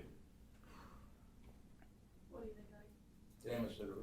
Yeah, that's where I get a lot of people actually bringing that up. But what we do is we're all fully integrated here at Lifestyle in Palmetto, where we would actually do something called an 86-point inspection on the system. So when we actually look at the roof, so let me back up a little bit. There's 3 specific check marks that I need to obtain before anything's even installed on the roof. The first step is next week, you'll notice the trucks out here. They would actually go up onto the roof and make sure the roof is structurally sound. They're also going to check the main panel. Do you know if the main panel is 150 or like 200 amp? Are you familiar with what the 150 amp? Okay, so that's above my pay grade. What will happen is the surveyor will actually look at that. He'll come out next week to take a look to make sure everything is structurally sound. If we obtain the first check mark, the second one's a little tougher. If Duquesne Electric was to deny the application, you guys couldn't even do it because the system is grid dependent. Well, what if I am approved and I need a roof in 10 years? Great question. So what we're going to do is we're going to be on the hook for 25 years. So if we feel like you're going to need a new roof, there's 1 or 2 things that would happen is we would completely replace the roof before we put the panels on, Or hypothetically, if you're like, hey, I'm going to do it in like 10, 12 years, we have to understand it's like if I go to the beach with no sunscreen, I'm going to get burnt, but the panels actually will protect the roof, which will give you more life out of it. But let's say hypothetically, 10 years from now, you're like, hey, Taylor, come take the panels off, store them, put them back on after I redo the roof. That's the only way that you could incur any sort of fees, and all you'd be responsible for is the labor. But the idea is the first step is we would actually look at the roof to make sure that it would be a good fit for us, because once we put the panels on the roof, we're responsible to maintain the system, warranty the system, as well as insure the system. How much is the labor? Come on. So it's all based on the system design. You said the electric bill came to about $232? Yeah. Okay, let me text Peter. He's my lead engineer. He's going to get the last 4% of the design ready for me. And then all I'm going to do is show you two things: where the panels would be laid out on the roof and what your bill would have been last month. I don't know if there's like a small, like just a corner of a table where I can kind of put my stuff down. Well, today's our anniversary. Is anyone Oh, congratulations. How many? So I have a famous, 35 years. I have a famous question. You guys have been married for 35 years? Yeah. Okay, so this is my famous question. I always get different responses. Who winked at who first? That was me all day. You winked at him or he winked at? Oh, she winked at you. That's cool. That play's hard to get. Yeah, I've actually been, my wife is from Peru. I've been married for 5 years actually. And actually I'm trying to learn Spanish, and she's like, I'm not teaching you any Spanish. You're going to go talk to Spanish girls. And I was like, no, I just want to talk to your mom. But no, she's really cool. I've been married for 5 years. And have you guys ever been to South America actually? No. You guys? No, you haven't. She's cheating on me. You gotta, your next anniversary, you know? Yeah. So Machu Picchu, it's like one of the 7 wonders of the world. When I went there, I was like, there's no way humans built this. It looks like something aliens would build. But like I said, the hardest part of my job is timing. I just look for the time when we both have it. It's not like a doorstep. Speaking of that, I gotta go to work soon. No problem. I have to actually get going too. I don't know if you know Mary, the lady on the corner. She's actually one of the ones we're considering as well. This whole process takes me like 5 minutes. I'll have the design ready in about 3. Even if we can just sit like right here on the porch, or if it's like a bad time right now, I can actually pop by either later tonight, or if you guys are around at all tomorrow, I'll have the finalized design. But like I tell everybody, if I was to drop off the report and show you an apples to apples comparison, do you think it's something you'd at least look at, or would you rip it up? I would save money, yeah. Okay. Yeah. So I'm just being very What blunt. kind of money can we save up? The savings is the cherry on top. People are not going solar to save $40 a month so they can run to Applebee's and buy a chicken tender plate. They're doing this because they want control and predictability and being able to no longer be at the mercy What of. happens when a power goes out? So being very blunt with you, the short answer is the power is going to go out the same way that it does now because the system is grid dependent. Technically, the solar could work, but because of safety reasons, it's not actually going to be able to, produce power like on site. So I won't have batteries. I won't be able to keep my lights on then. So you have the ability to do batteries. There's a couple ways to do it. You can always retrofit the system. I can show you with an option with batteries tomorrow. And then also a lot of people do like whole home generators. You guys lose power here a lot? Yeah. I'm good. Okay. So I can show you the battery option, but just talking to you, if you were like my mom and dad, I would recommend retrofitting the batteries because the battery costs are actually going down. Batteries are pretty expensive, but if you want the peace of mind to know that you would actually have power in the home, I can show you that option too. But like I said, I'm just the first step of the process. All I do is show you the apples to apples comparison. I'd leave you with this piece of paper actually today, and then I'd fill out both situations for you guys just to show you like the true apples to apples comparison. But this is all we're proposing. Utilizing the roof as a power plant, produce the power on site, and then we would put you into a first class option, not like basic economy. It would be no loan involved where sun goes up, bills go down. But insurance though, do I have to turn this into my insurance company? How's that going to work? So with this program, we would actually insure the system. We maintain the system. We warranty the system. We definitely recommend you to call your insurance company to let them know, hey, I'm putting solar on the roof. But to put it into perspective, the panels are going to protect the roof. Because now you have horizontal and vertical rafters, but the sun isn't getting beaten on all day to the roof as well as snow all day. So like all I do is I show you the report and then the ball's in your court. But one thing I do challenge every family that I show this to, because I don't believe in high pressure, but I will challenge you to look for every reason it doesn't make sense. And if you identify that and you're not excited, don't do it. I don't believe in high pressure. I'm not a used car salesman. But if I go through this process with you, you guys would do it. The only way that you guys would continue paying the utility company is really as if you wanted to justify a way to throw thousands of dollars away, like almost like tipping the utility company. This is obviously what we stand here in Pennsylvania. So like the average home puts $43,000 back into their pocket. That's if there was no inflation. And just for the fact that we're a dark green state, you can see that we're seeing some of the highest rate increases in the country. You said you lived here 4 or 5 years ago? So the bill probably wasn't $230 4 or 5 years ago, was it? No, it was like 178. So he's not playing Xbox all night, I promise that. It's what's happening is it's not what you pay per month, it's every kilowatt that they charge you guys. I know it's your anniversary, so I really want to be respectful of you guys' time, and I'm sorry I'm so persistent, it's just I believe that I can help you guys. So if right now doesn't work, it would only take me about 5 to 7 minutes. I'll have the report ready. Would you guys have like 5 minutes and I can just show you the apples to apples, or like does tomorrow work better? Tomorrow's gonna have to do, yeah. Yeah, no problem. I'm actually going to be, do you know where Jefferson Avenue is? Do you know like Maria and her husband George? They live like right off the crossroads right over here. I've seen them. I'm gonna be with them at 3 o'clock tomorrow, and then everything before that is pretty much booked. If I was to pop by like tomorrow at about 4, do you guys think you'd be here? 4:15, and it's not a long drawn out process. Like I said, all I'm gonna do is I'm just gonna fill out both sides of this chart, and then I'm gonna actually go over these questions with you, go over the benefits, and then the last question I'll ask you is there any reason why you'd want to continue paying the utility company? Yeah, I do have to leave by 5 though. No problem. I can pop by at, like, you think 4:15 is okay? Mm-hmm. Okay, I'll be here. I'll have the design ready by 4:15. Usually only takes me about 15 to 20 minutes, and then any questions that you guys think of, like, write them down. The biggest questions: the roof, the move, the cost, the service, the savings. As far as the roof keeps the house cooler. In the winter, it melts the snow off. If you move, it transfers over the same way the Duquesne electric would. As far as the cost, you're already paying for it. If I can't take the money you already give to the utility company to fund the project, we don't do it. We're on the hook to maintain it. And like I said, the savings is really just the cherry on top. But that control and predictability to avoid all these ridiculous increases is, I think, why so many people have been very excited about it. But I'll keep that one with you. I'll write down my cell phone number on it.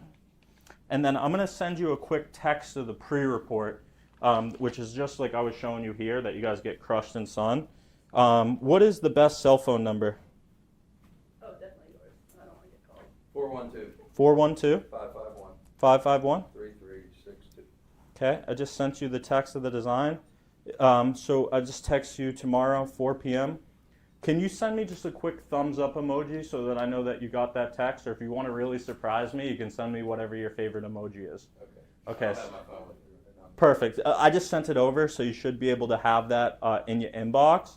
But congratulations on your anniversary. I have to ask this before I go. What's the secret of marriage? 35 years. He listens. I speak.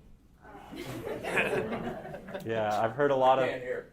You ever say yes, dear? I'm sorry, what? Do you ever say yes, dear? I can't hear you. Oh, you can't hear me. Good one. I got it. Now, you guys are really cool people, and if I can't help you guys, then we don't do it. But I really appreciate your time. My name was Taylor McCarthy, and I'll have the design ready for tomorrow, and then we'll just take a look at it, and the ball's in your court. Okay, All right. Thank you guys so much. Bye. Okay. Cool. So the dog was chill. I like that. That was a good one. All right. What are some things you noticed on my presentation? Obviously, we all present differently, but what are some things that you noticed with the presentation? The slicks. I'm commanding the way that the sale goes. Okay. These are like makes my life a lot easier. Very PPA direct. PPA direct, right? I went right to the PPA before I explained to you all the reasons this. If they mention ownership, then I can always pivot back. Okay? Other things that you guys picked up on the presentation. Preparation. You're just always prepared. Yep. For whatever objection I have. Okay. Whose favorite? Somebody tell me who their favorite boxer is. Rod Salka. Okay. Rod Salka. That's what I was going to say. So Rod Salka, right? He doesn't need to think when he goes into the ring, right? Besides that time against Alvarez where he got screwed, But he knows he's going to win that fight. When he went in there with that Cuban guy, Alexei Collado, he knew he was going to win the fight. But the boxer, if Rod needs to think before somebody punches him, what's going to happen? Can't hit. So what does he have? He has a professional reflex. He has a reflex to the situation.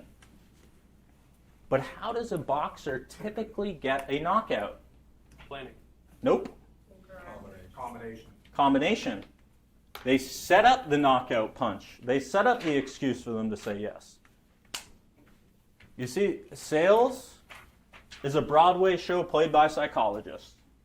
You gotta have fun with it. If you're not having fun, it isn't even worth it. Right? This is the game that we must play to win. That's really all that it is for me. And I want to share something with you guys that I think is really cool. It's called opposite thinking. It's called reverse thinking. Mastering success is a matter of mastering resilience to failure. These 11 invaluable statements and ideas that have been my reminders and helping me to navigate through the swarm of rejection and hostility. You see, we have to flip the flop. I never see failure as failure, but only as a learning experience. Okay? I'm going to say it, and then you guys are going to say it. I never see failure as failure, but only as a learning experience. I never see failure as failure, but only as a learning experience. I never see failure as failure, but as the redirection to my perfect precision. I never see failure as failure, but only as a redirection to my perfect precision. I never see failure as failure, but only as the negative feedback I need to change course in my direction. I never see failure as failure, but only as the negative feedback I need to change course in my direction. I never see failure as failure, but as the quest for the right key. I never see failure as failure, but as the quest for the right key. See, we have to laugh to last. I never see failure as failure, but only as the opportunity to develop my sense of humor. I never see failure as failure, but only as the opportunity to develop my sense of humor. I never see failure as failure, but only as the opportunity to be amused by hostile people and to be turned on by rejection. I never see failure as failure, but only as an opportunity to be amused by hostile people and be turned on by rejection. See, we have to practice the ace. I never see failure as failure, but only as the opportunity to practice my techniques and perfect my performance. I never see failure as failure, but only as an opportunity to practice my techniques and perfect my performance. I never see failure as failure, but as a vital rehearsal in the art of success. I never see failure as failure, but as a vital rehearsal in the art of success. See, we have to wager to win. I never see failure as failure, but only as the game I must play to win. I never see failure as failure, but only as the game I must play to win. I never see failure as failure, but as the match I relentlessly play. I never see failure as failure, but as the match I relentlessly play. Pride and stride, I never see failure in failure, but the chance to make my loved ones proud. I never see failure as failure, but the chance to make my loved ones proud. So you guys all have an opportunity today. You all have an opportunity this year. You have an opportunity to make this game your life's work, to have fun when you're doing it. If you're not having fun, it isn't worth it. Everything that I'm teaching you guys is based on experience. It's not based on a theory. There's a lot of sales trainers that just talk about things that they did years ago. You know, right after this meeting, getting changed in my clothes for door to door, and then we're hitting the field, right? How many of you guys are excited to hit the field today? Let's go. You guys have the opportunity of your lifetime sitting right in front of you. I wanted to express my gratitude for all of you guys coming here today and giving me the chance to present to you guys. If you guys saw me using these slicks and this material, I do have a limited supply of the slicks with me today. They're $100 per set. I'm not here to sell you the slicks. If you think it's a good idea to get, great. If you don't think it's a good idea, don't get them. But these are basically my way of being able to present, because people learn from hearing, reading, writing, and saying. So going back to the trunk of the tree, did you guys think a little bit different? 100%. You guys have some aha moments today. Okay, you have the opportunity of your life in front of you, but the question is, are you willing to pay the price? Thank you guys so much for having me today.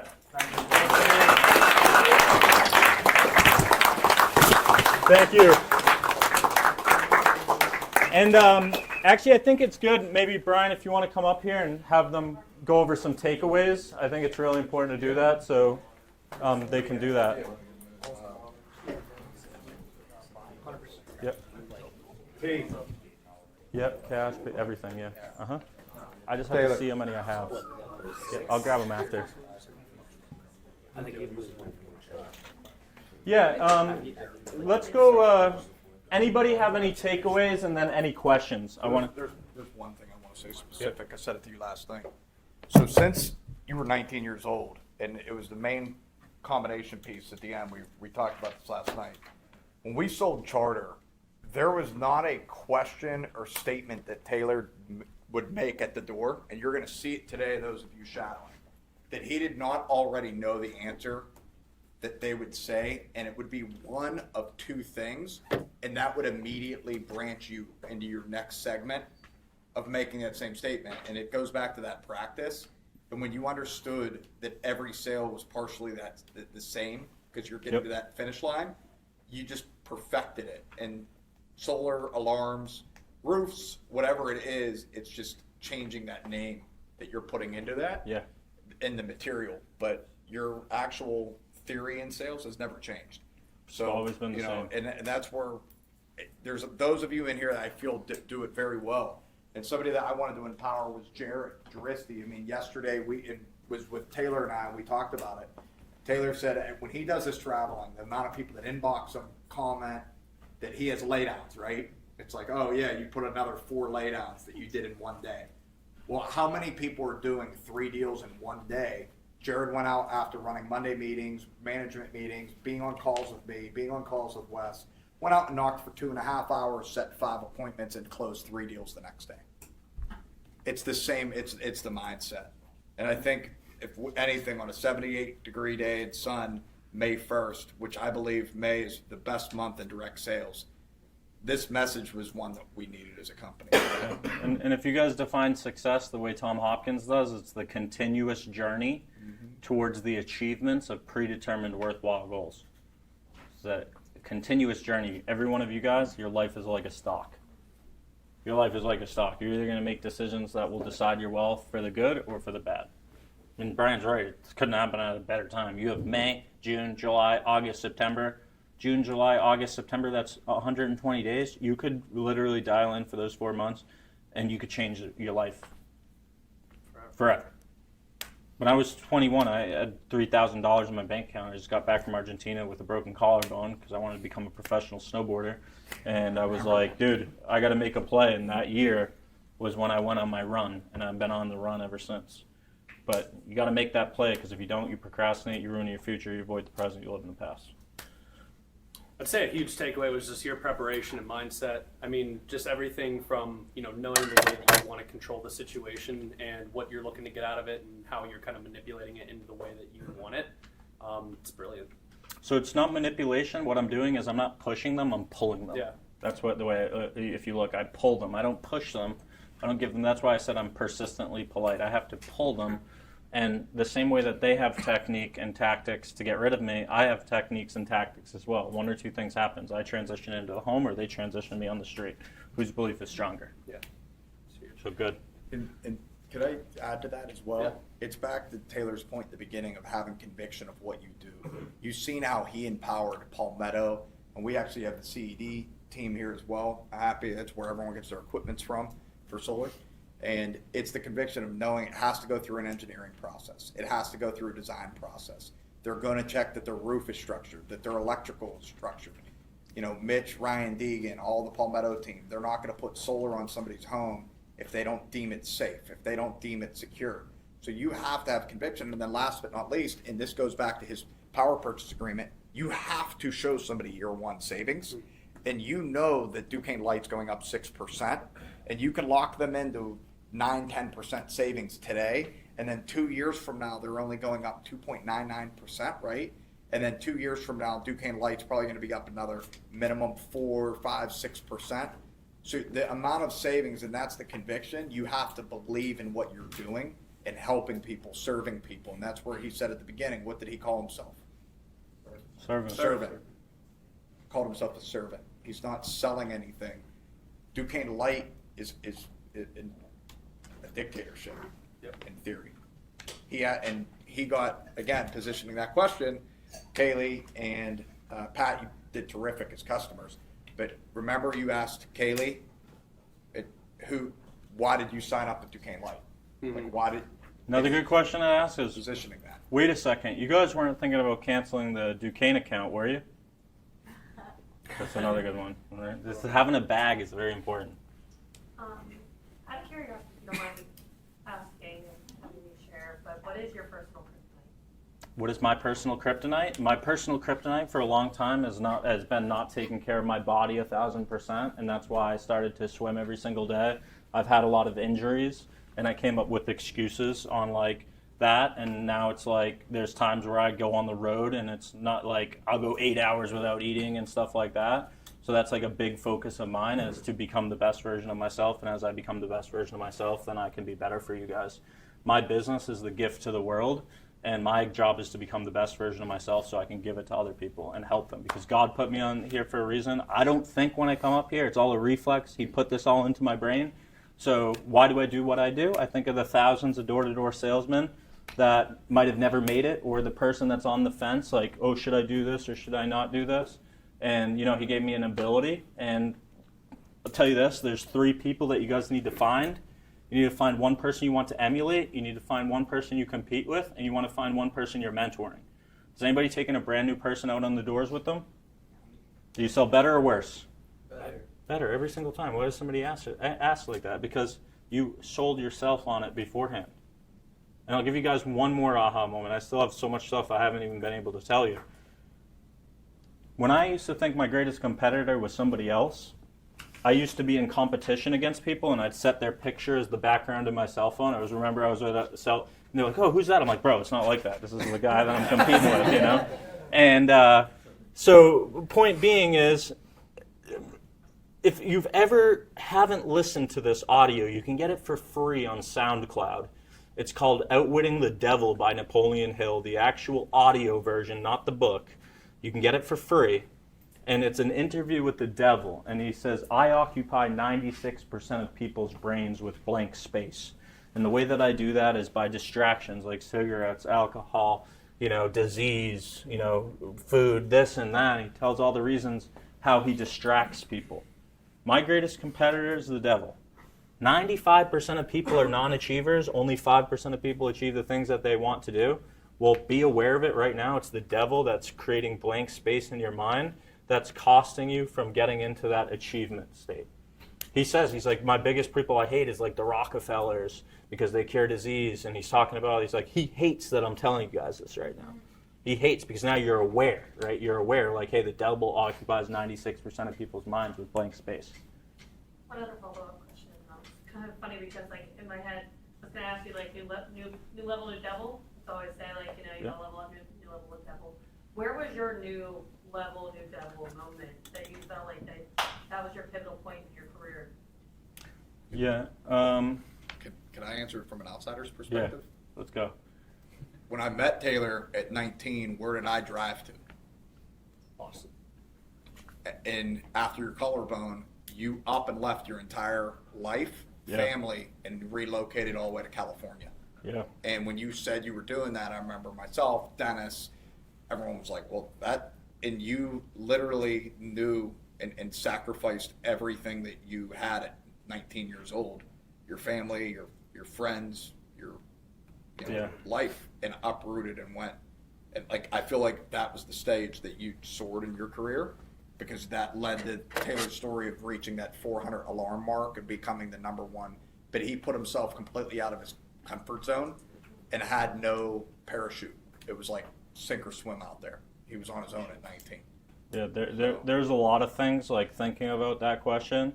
There's like previous business partners that had hidden agendas, that like weren't really my friend. Trust, loyalty, longevity, I say, is like 3 of the most important things I look for in business.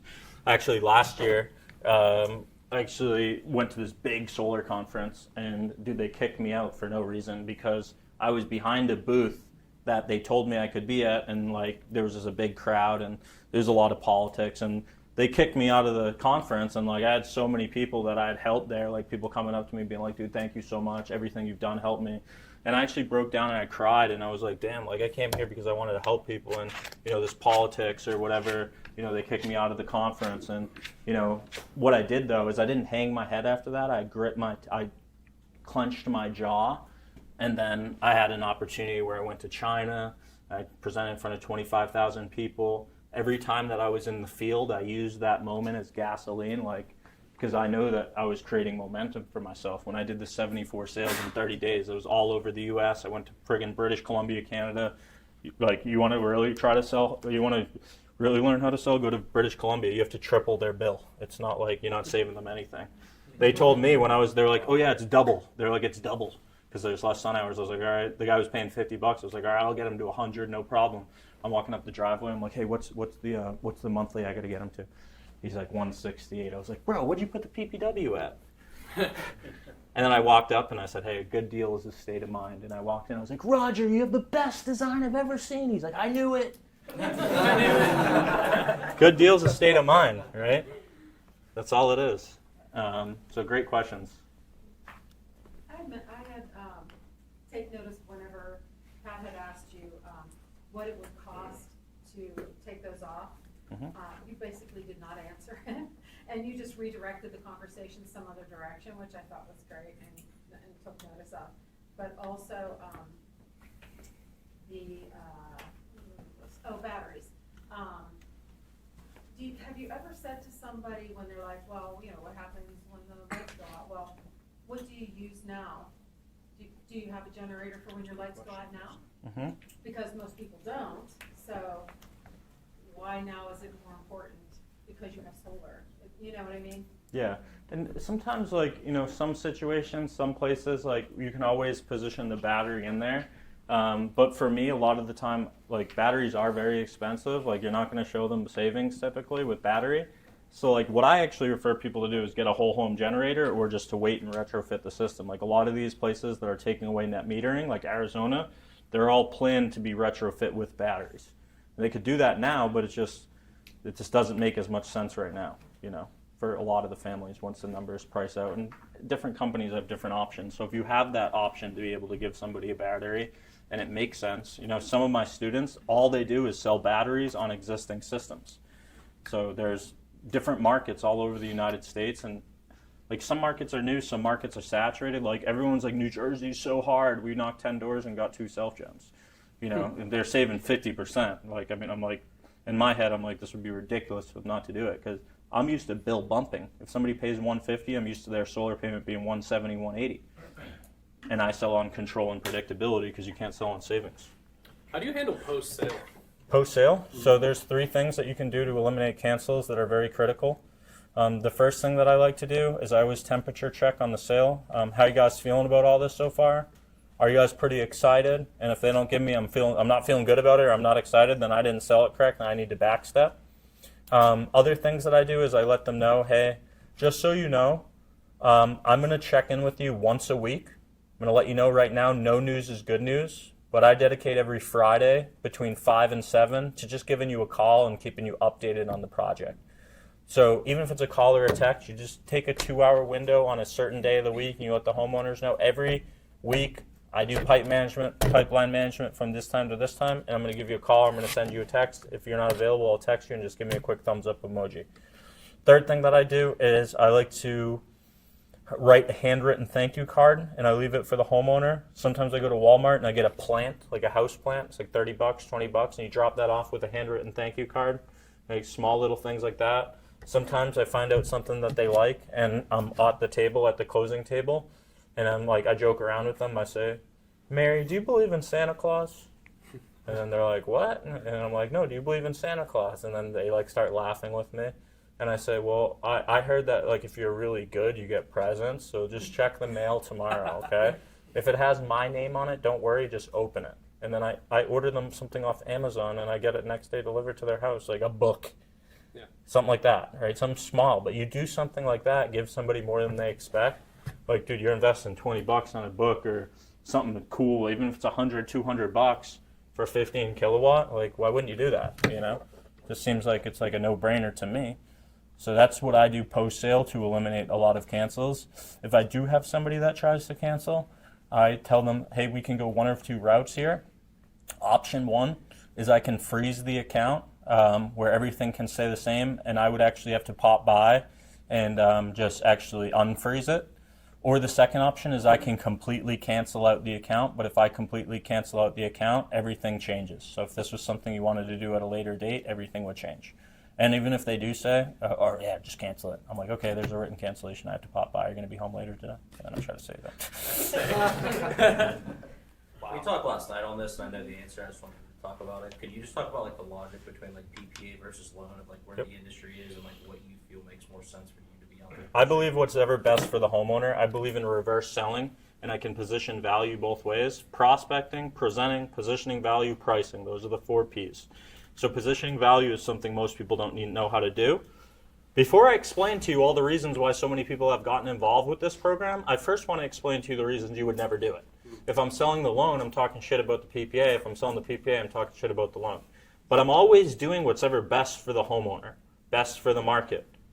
After doing solar for 10, 11 years, people make loans a much bigger deal than it really is.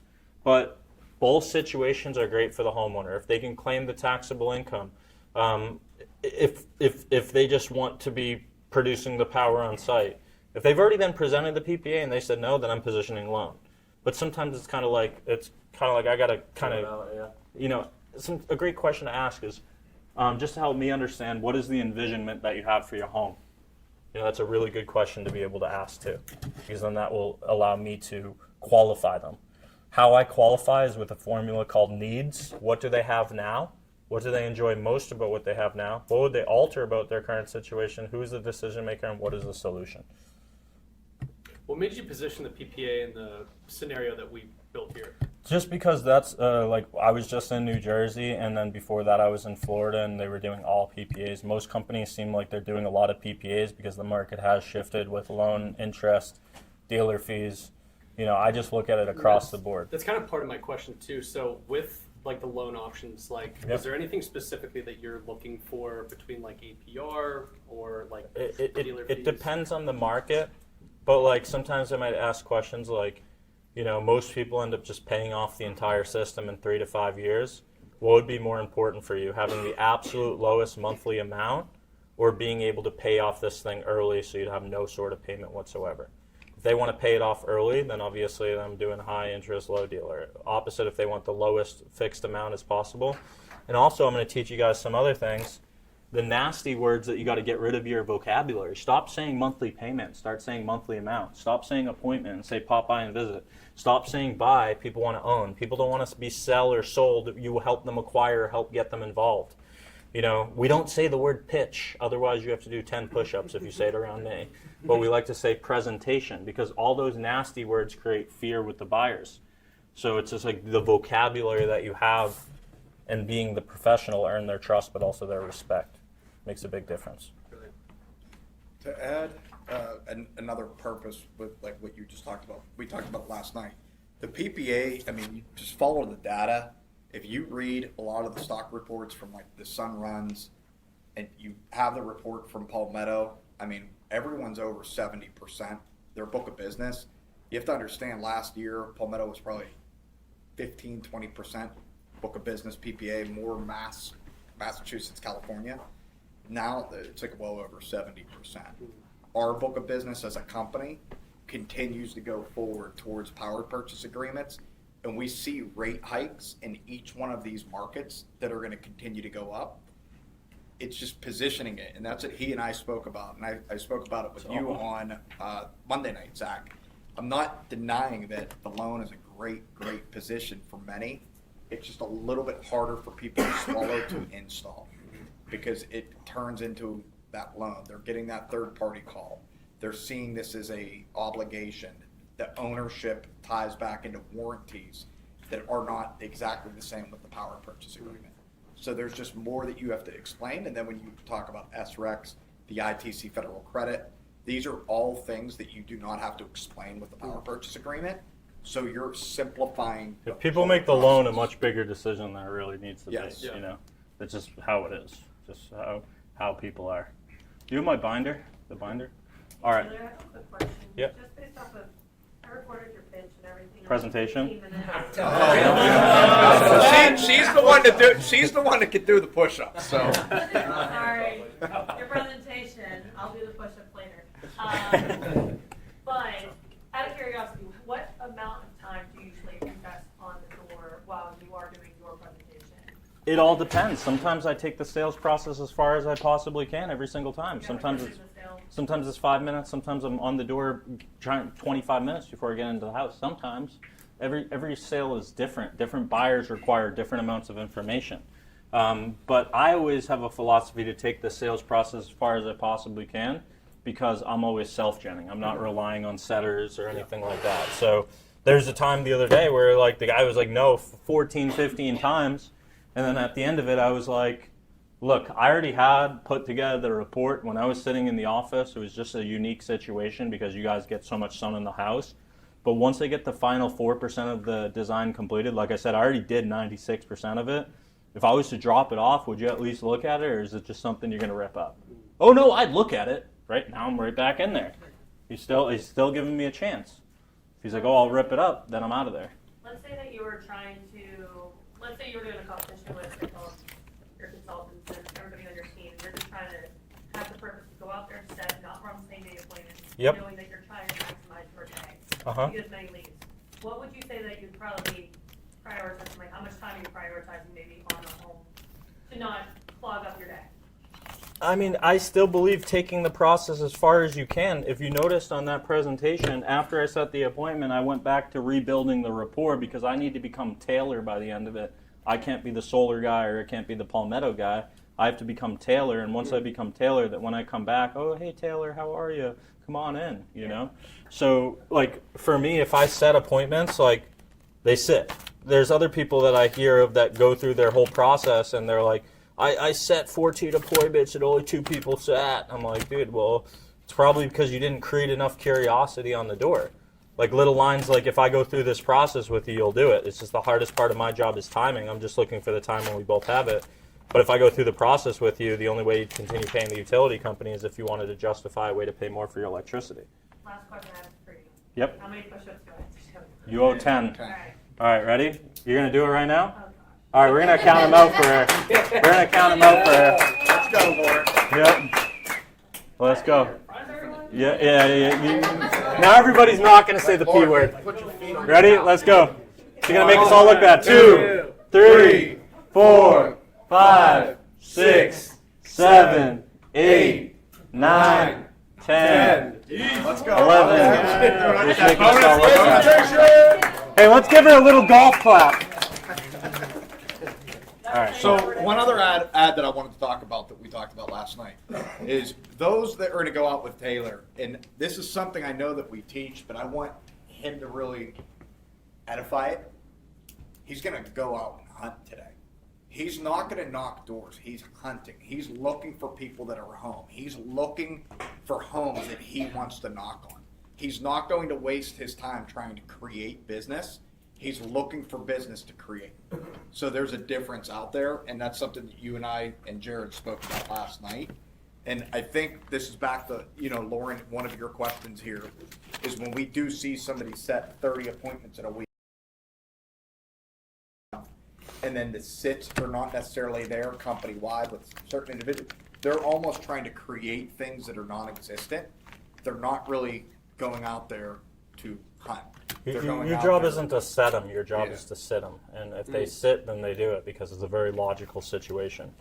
And one thing I wanted to show you guys too is I love this slick, and I want to go through my slicks with you guys really quickly. So anybody that does want to get a set, that you have kind of a basic on how I use. Upsell. Hey, getting them involved, helping them acquire. But like this one, I always sell on a 5.99% escalator. That's what I sell them at. And then inflation is 6.04%. I show them what it would be with these 8% increases a year. Then I explain the best part about the program is to get a true 5.99 cap. They agree to a 5.99 cap, and then at the end I say, you guys wouldn't happen to be above a 650 FICO, would you? And then I bring it down to 2.99 and show them on the calculator. But small little things like that. This is the way that I go through my process. First thing that I show them, I like to sell the destination, not the plane. Does Duquesne Light and Electric have the ability to get a negative electric bill on overproduction? Okay, so that's the first thing that I show them is a do not pay electric bill. I create curiosity. Hey, I don't know if you guys already got this. I don't even know if I can help you. But if you already got the do not pay electric bill, you're all set. And then they're like, what? Do not pay electric bill? and then all the ridiculous fees and surcharges. Next thing that I like to show them is, go through them in order for you guys. No pun intended, but is this tailor-made to Pittsburgh, or? It's made for any market. I'm going to use these same slicks out here today. You know, option A, the mercy of the power company. Option B, producing the power on site. And then option C is we try to get you approved, but then you get denied. I put fine print on all these pages. And when I hand it to them, I'm like, look, you're going to eventually read the fine print, so I'm just going to bring it up right now. And it says, if we cannot utilize the amount you give to the utility company to fund this project, we will not pick the home. The whole goal is to take you from the red to the blue, where it states if your current utility denies your application, you are stuck with option A. When I show them this slick, I say ever since they introduced the new technology from the old stuff to the new stuff, that's why we've had so many inquiries. Now, when it comes to solar specifically, and usually the way I bring up solar is I say, I don't know if you guys have noticed everybody putting up like the little windmills in the backyard or like the solar panels on the roof. These people did not win the lottery. And I taught this kid in Florida that, and he's like, Taylor, I have a question for you. And I was like, what? And he's like, dude, I used the windmill solar thing, and I got in the house, and then I was sitting at the table, and the guy's like, yeah, I'm really interested in those windmills.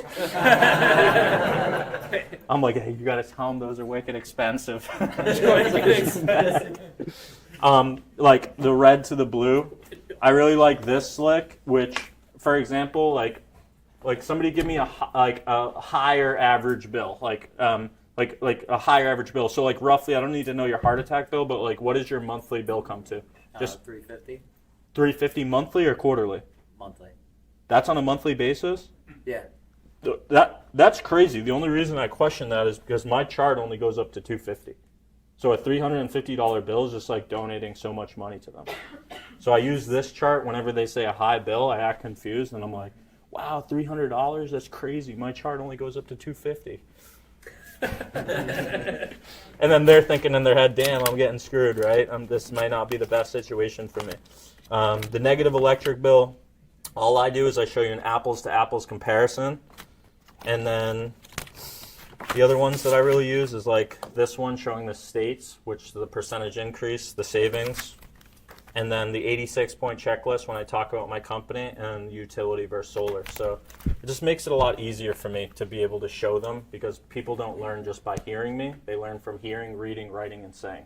Another question too, for people that maybe live in a very high income area or feel like this may be just like a drop in the bucket, do you avoid that or how do you attack that? What, high income areas? Yeah. No, I mean, sometimes you go into high income areas and you might have to present ownership because they like the idea of ownership rather than a power purchase agreement.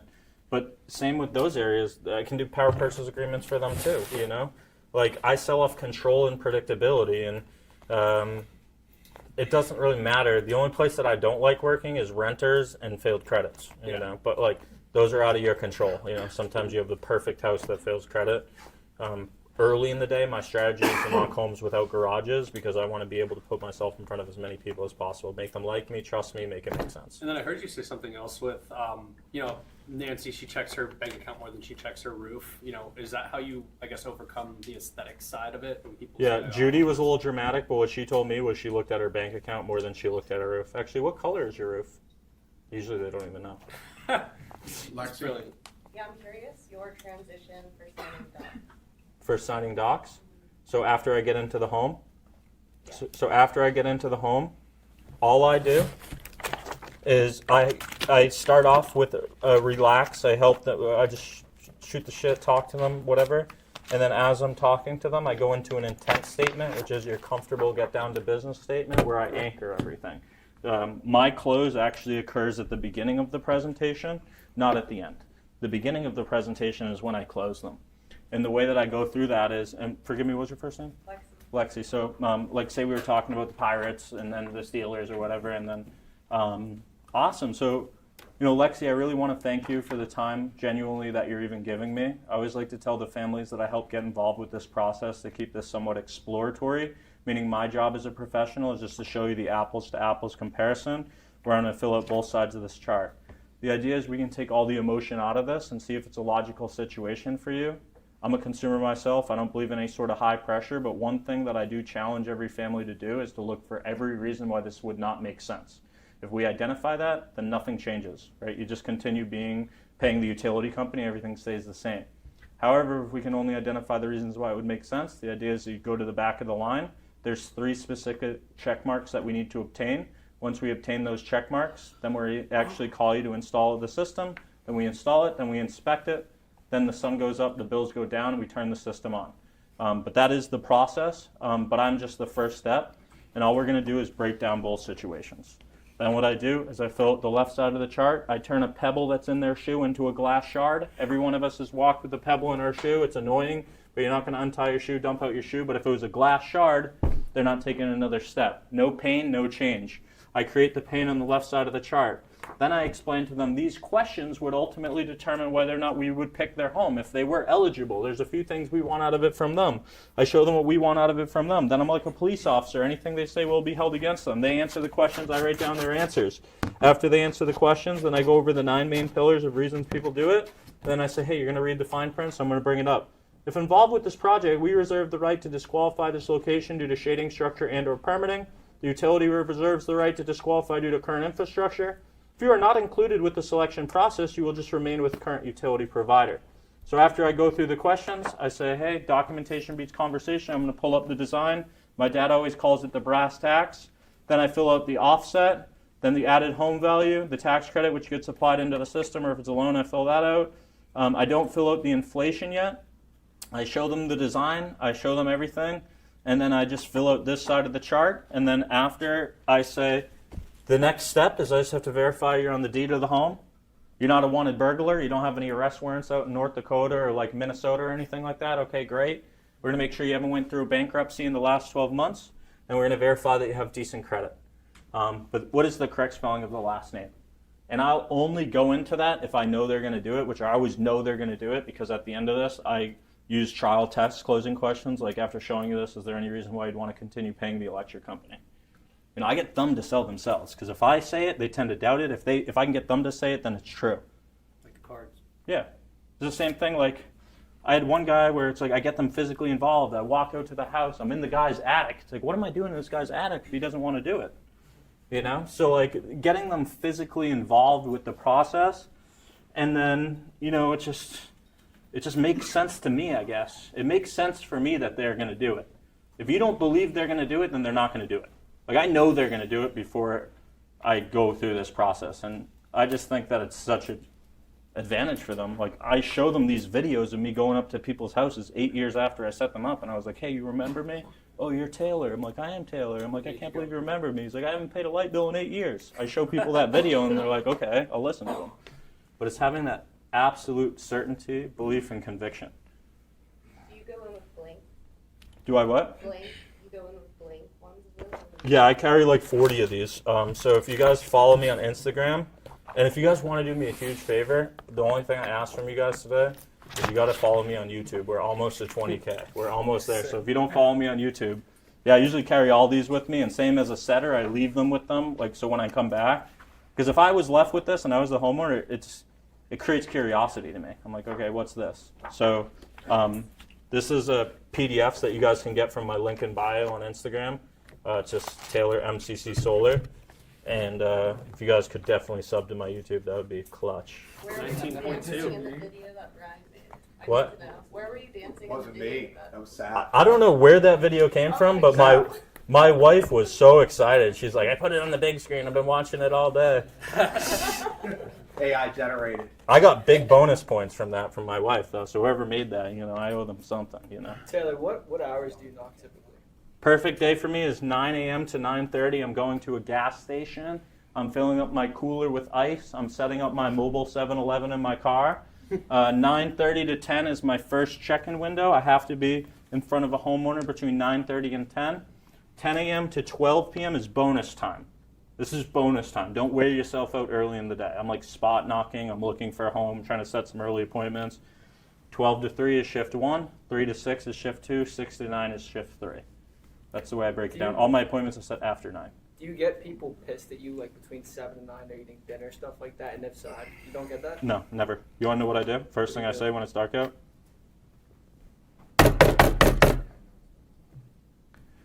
What are you doing here, man? It's late. Hey, man, do you guys have a light?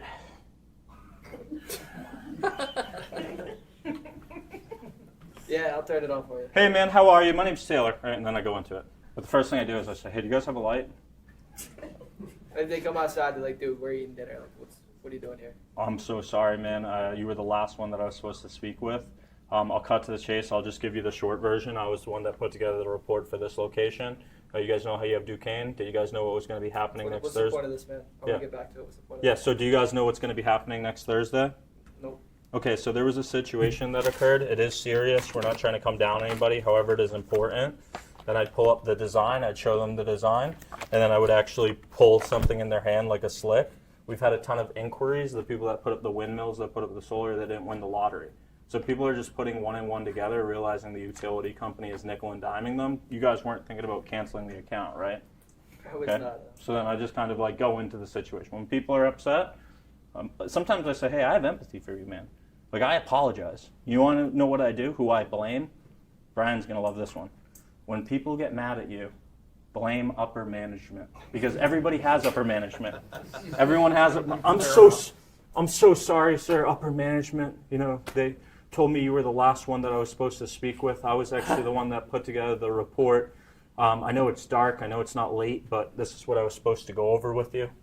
You know, so then when people get upset, like, tell them you have empathy or blame upper management, because everybody has upper management. Now, you're essentially going there with a pre-built design. I just use the app Knock Buddy. It's $20. There's no monthly fees, and then I show them that. Taylor, you're in a CR Tech. We already know their utility bill. We already know what they're paying. Sweet. And then you have the ability to see all the other homes around that.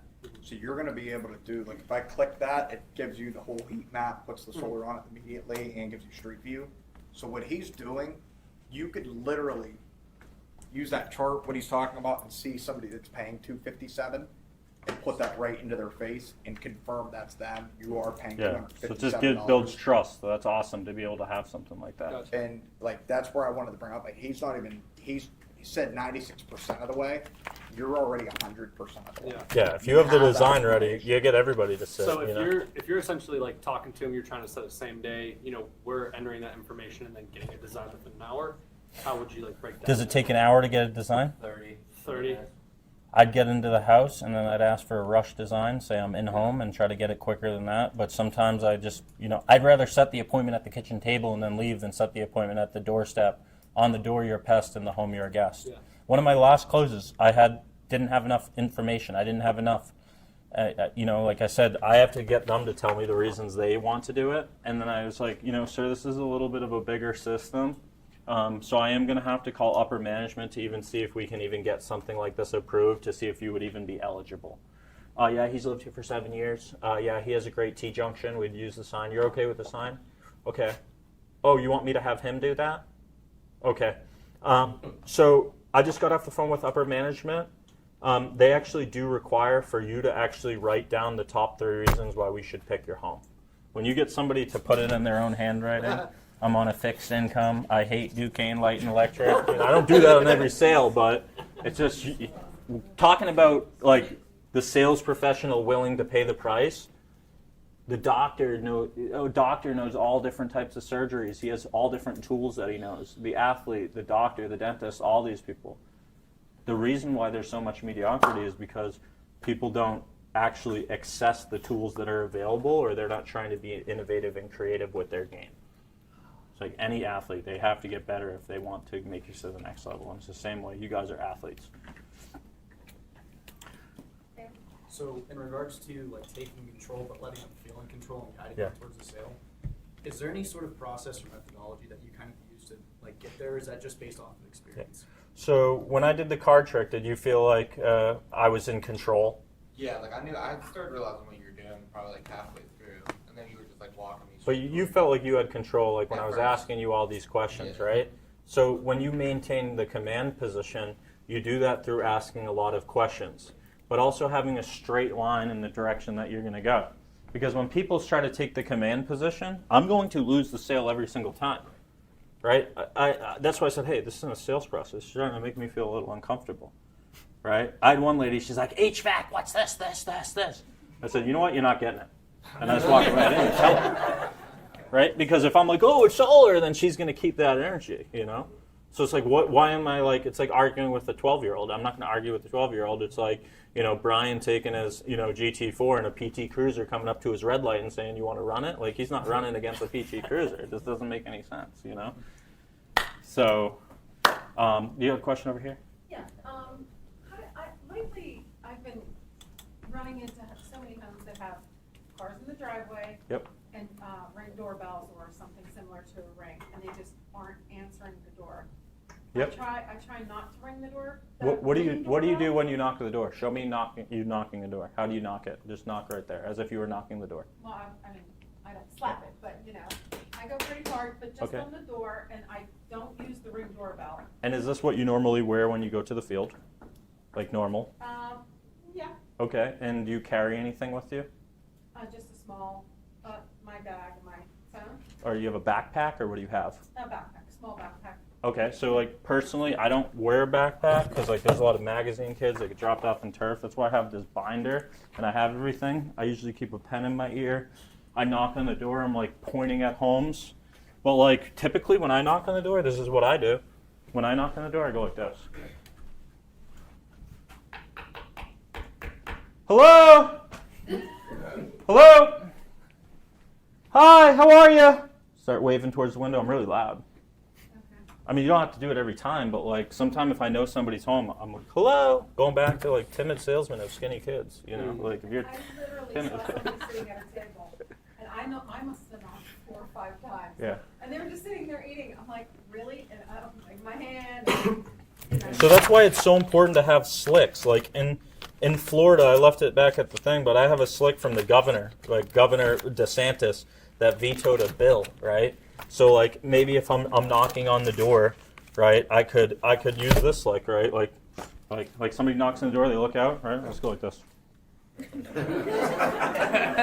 Hello? And then I answer, hey, sorry I'm late. We did want to do about 2 more. My name is Taylor McCarthy, and now I break their preoccupation. Sorry I'm late. Who is this person? Lisa, another thing I did want to add, we talked about this last night as well. When people go out with Taylor, he's going to explain to them the distance that he's going to be and he's going to want them to be. But his distance doesn't change. So if everyone noticed today, he pulls himself back off the door, so he has the opportunity to go forward when he sees that opportunity makes sense to get more personable. But he starts off further back.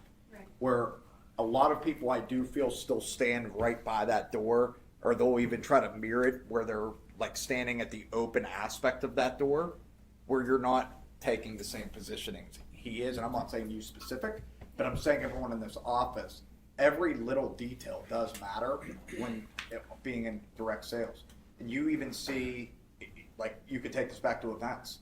There's a reason certain people at events set and sell way more deals than other people set and sell more deals. They're all working at the same event. Some people were there 12 hours between 2 days and sold 0 deals. Some were there for 3 hours and 2 days and sold 3 deals. How is that possible? A lot of that is, again, that mirroring, the positioning. He talked about it. What was another one that's really important? Starts with a T. Tonality. Yeah. Mirroring, tonality, positioning. He talked about diction. It's just like, it's not about what you say, it's how you say it. And these are all things that take practice. It's why we come to meetings. It's why you should be on calls, asking your leaders what you can get better at and letting them voice and you listening and them giving you pointers. And these are things that when you're on the doors, you heard him talk about it, that 8-hour day, that was all day, he got practice all day long. He might have also figured out things that he needs to get away from and shift away. And it took him 8 hours to figure that out. So I'm going to wrap things up here for Taylor. I want to thank him, and this is not going to be a last time thing.